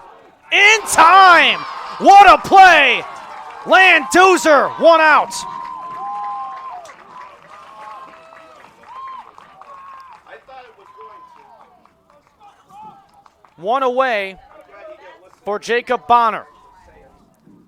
Left fielder, number 25, Jacob Bonner.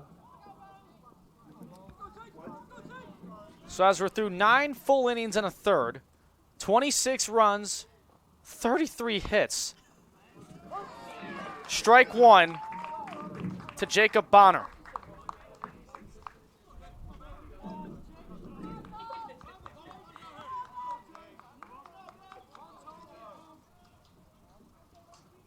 Tobin, the freshman pitcher, has this one be a ground ball to the second base side. Benavidez, 2 away.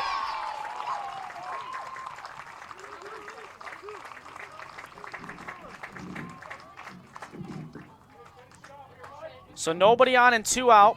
Reese Albright, who made the last out in the bottom of the 9th as he was over towards the right center warning track, as the hit there from Keegan Tyrell was Right fielder, number 7. being aided by the wind that's blowing out. As this is low and away, ball 1.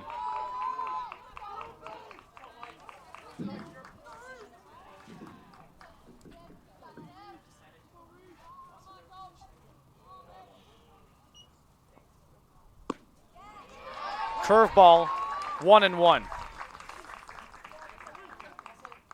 The underclassmen, first it was Brummel with 2 2/3 of 1 hit ball, and now Tobin. As this one's fouled back, 1-2.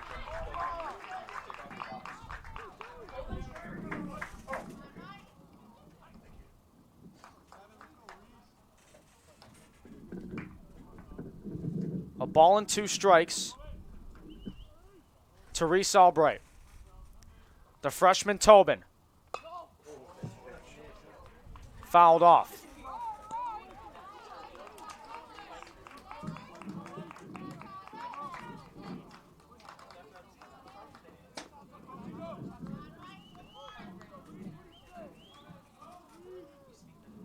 Still a ball and 2 strikes. The pitch. Fly ball right side out of play.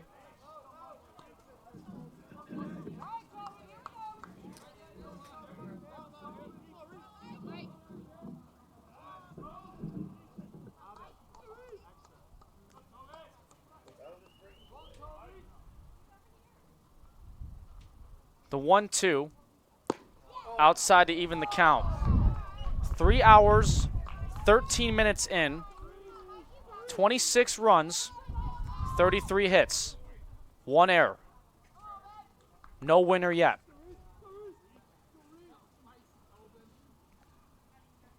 The 5'10 freshman throws ball 3.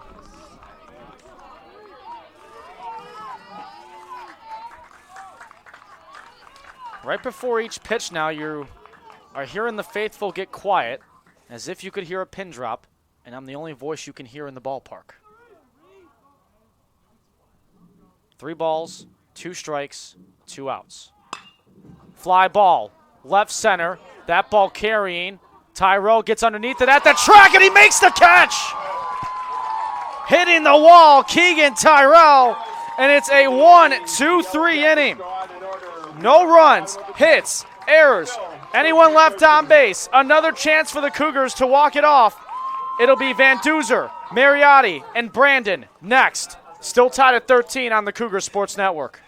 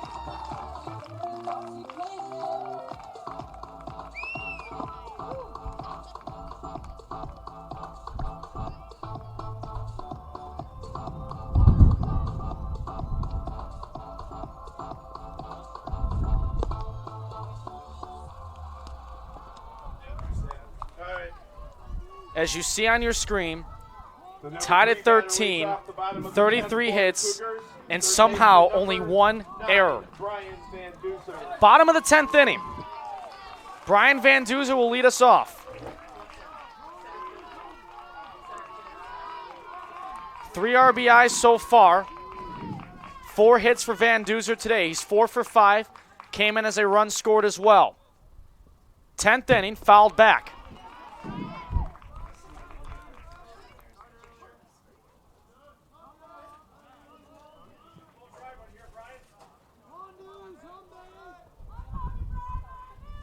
Michael Herbert throws ball 2. Or ball 1, excuse me. 1-1 the count. 3, 4, and 5 hitters up for Concordia Chicago. Tied at 13. Down the left field line, foul.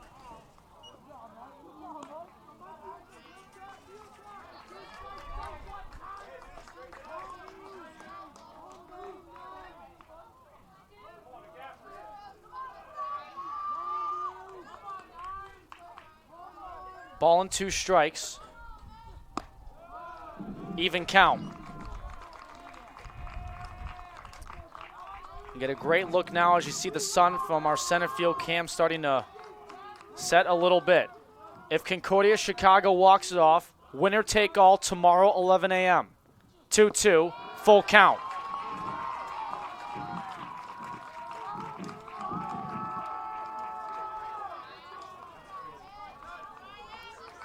Nobody on, nobody out as we've gotten the bottom of the 10th underway. Brody Mariotti, the first baseman, is on deck. He struck out 3 times today, but has gotten out with a couple of singles. Leadoff walk starts the bottom of the 10th.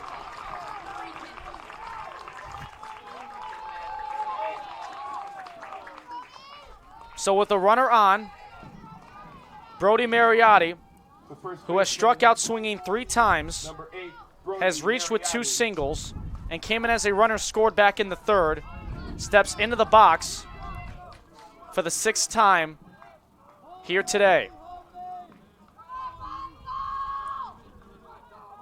The sophomore from Yorktown, Indiana, takes a deep breath as he gets set. Ground ball left side out of play.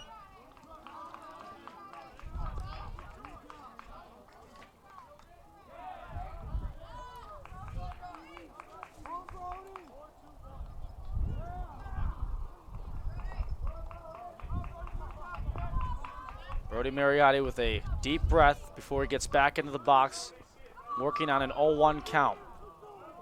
The pitcher in Hubert for the Yellow Jackets. Lefty versus righty, swing and a miss, strike 2.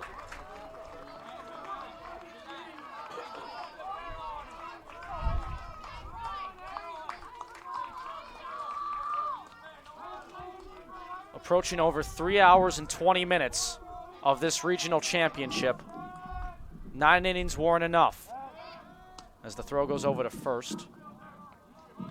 Base runner at first, you see there, Brian Van Duzer. Wind blowing out.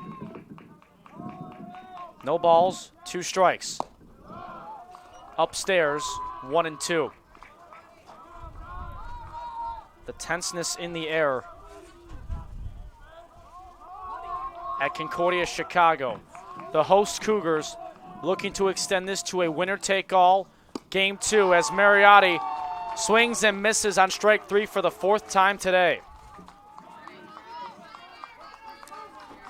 Runner on, 1 out, Connor Brandon, the Conference Player of the Year, 22nd in Division III in the country with total bases coming into the regional. Had a home run earlier this weekend as he takes a big cut there for strike 1. The line on Brandon as we go along, he struck out swinging in the first, RBI single in the third, but he was caught trying to round first and go to second. Flew out to center in the 4th, grounded into a 6-4-3 double play in the 6th, and he popped out to first in the 8th. And here he is in plate appearance number 6.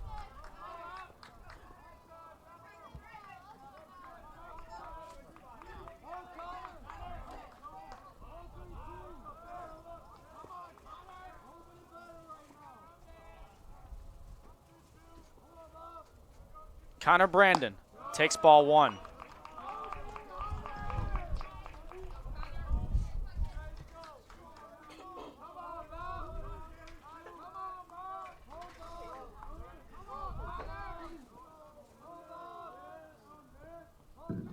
It gets quiet before every pitch. Ground ball left side, playable for Ludwig. Only throw will go to first, and he is in there safely. Connor Brandon showing the wheels. And now Van Duzer, the winning run, in scoring position at second base. Designated hitter number 16, Mateo Calle. As now it'll come to Mateo Calle.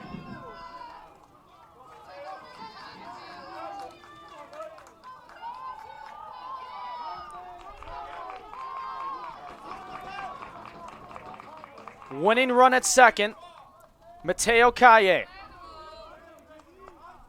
can be a hero as we get into the evening hours, as it's do or die for Concordia, Chicago. Tied at 13, 1 out, bottom of the 10th. See the runners on your screen. You've got Van Duzer at second, Connor Brandon at first. All Van Duzer needs to do is get 180 feet home, and we'll see you tomorrow morning. Fouled off. Braden Benavidez is on deck. He's 0 for 4 today, that being Benavidez. Reached once on a hit by pitch in the 7th.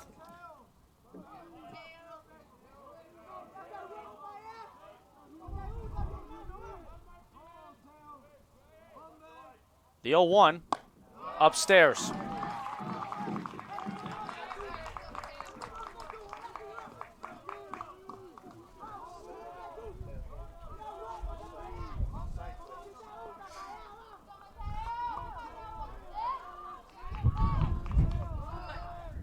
This is the 9th overall pitcher we've seen from this regional championship as Calle hits a number to right field. Albright plays it. Van Duzer gets set to tag. Here he goes off to third. No throw to third. Winning run 90 feet away. Connor Brandon stays at first. And with runners on the corners and 2 outs, Braden Benavidez will dig on in. With the exceptions of the pitchers, we have yet to see a pinch hitter until now. Justin Rodriguez steps in. Your attention, please. Batting for the second baseman, Benavides. Number 25, Justin Rodriguez. So Justin Rodriguez will pinch hit, as we've seen him all weekend long. Didn't get the start here in the regional championship. Abe Paz got the start at catcher, as we're also going to have, I think we were going to have a new pitcher for a moment, but infield backs away. So Rodriguez now steps in. Coming into this at-bat, he's 6 for 10. No RBIs, no walks. All 6 hits have been singles. And all they need from him is a single.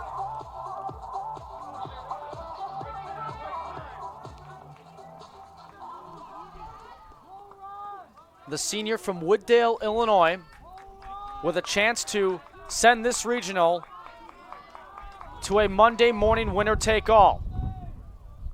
Runners on the corners, 2 outs. Pop fly out of play behind us.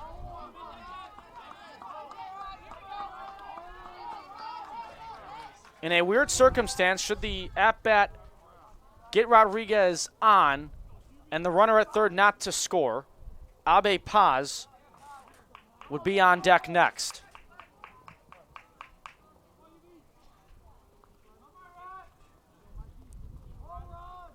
Oh, 1 count as Justin Rodriguez looks low for ball 1.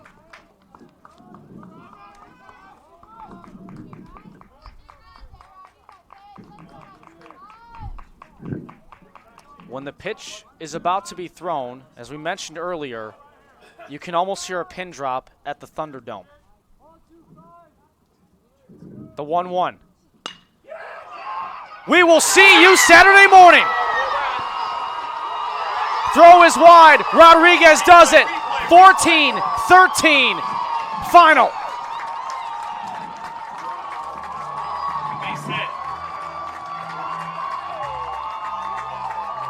All they needed was 1, and they got it courtesy of Justin Rodriguez. Here is why. We'll be back with you Monday morning at 11 a.m.